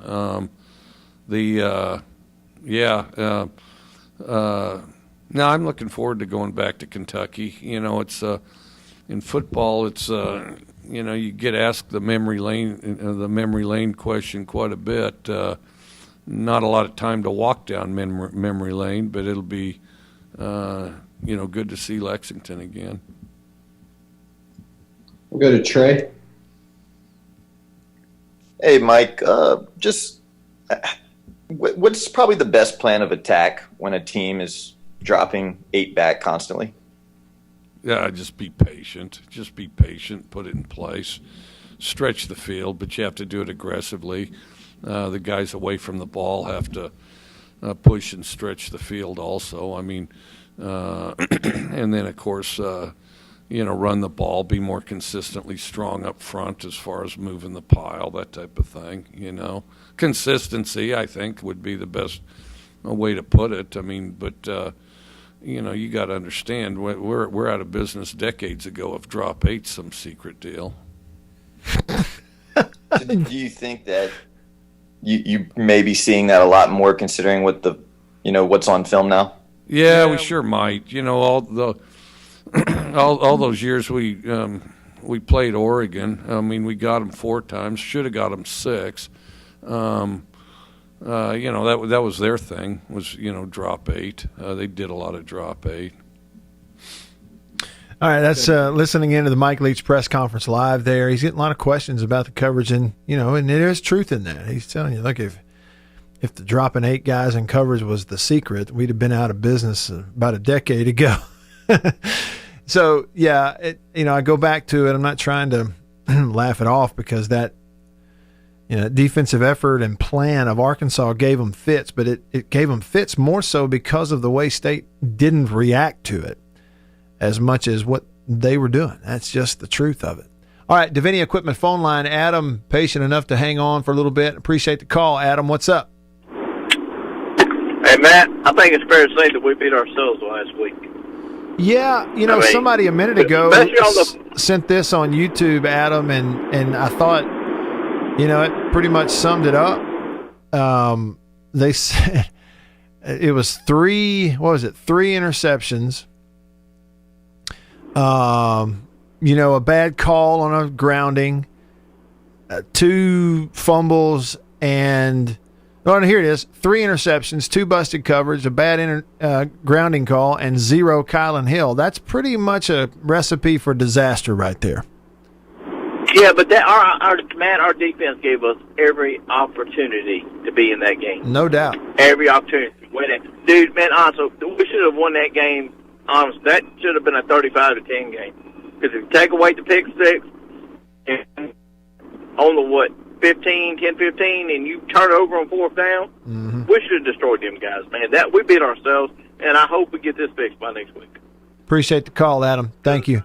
I don't think anybody disagrees, that State did a whole lot. They did a whole lot of shooting their own foot in that thing, for sure. No question. They better get it fixed because Kentucky is Kentucky, I'm sorry. I said he. They are an experienced team. They struggled on defense against Ole Miss last week. They're going to be fired up to not go to 0-3. They are at home. And they've had State's number up there the last few times. They have. Home teams, though, in the SEC, you got more road teams winning these first 2 weeks than home teams. Isn't that something? Yeah, pretty crazy. Yeah. Let's see what Mike Leach is saying now. Let's see. What? So it goes. And just let it rip, right? And so then, he'd take it out there, and our games would have, 1,000 people, maybe 3 on a really good crowd, big crowd, out there playing on a high school field, and so then Bob would stand in the end zone, and he would turn that thing on, like when we'd score. Used to be when we'd score. Well, then after a while, he's talking about an air raid siren. With it, they just blasted for anything, just randomly, whenever they felt like it, and or even when the other quarterback is trying to call plays because we didn't have a lot of crowd noise there, and he'd get kicked out of games and stuff, and. Have to go stand on the edge of the fence to the back. I mean, it was greatness. And so then from there they started calling it the air raid. And I'm kind of credited with the idea to call it the air because I said, well, hey, we could call it the air raid, And so it kind of stuck. The story of how that term came about. Well, first of all, I hope that's not the last time we hear you do an air raid siren, Mike. I didn't do it very good. I bet I could do it better. I have to hear it again. Yeah. Here, get an air raid siren on your phone there. Let's do this some justice. When he's got it, we'll tell you. All right, go ahead. Yeah, earlier you said both defenses, Kentucky's and yours, are taking shape. Now that you've had some time to digest what they've done through 2 weeks, how impressed are you with that unit? I think you guys are number 2 in total defense in the SEC, and especially against the run, you guys have been pretty stout. I think we've done some good things. We play aggressive. We're not perfect or precise. Explosive plays. There's been some explosive plays that have haunted us a little bit. Work in progress, but getting better. Do you have it? He wants his assistant here, media guy, to play an air raid on his phone. All right, it's loading up. All right, next question. We'll go to Steve. Coach, how was yesterday's practice, and how do you feel like the team, and specifically KJ, kind of responded when you guys had a chance to get out there and clean up a little bit? Well, I think that coming in, I mean, everybody's disappointed and upset, and then we did the kind of the post evaluation of things, where we felt short, what needs to be different, and the biggest thing is it's one of those things that as a coach, you fear all week that there might be a letdown, and you try to deliver the message. We failed to do that, so that's our fault. And there's anytime you're trying to reach a group, you're trying to try as many ways as you can, and obviously we needed to figure out a better one.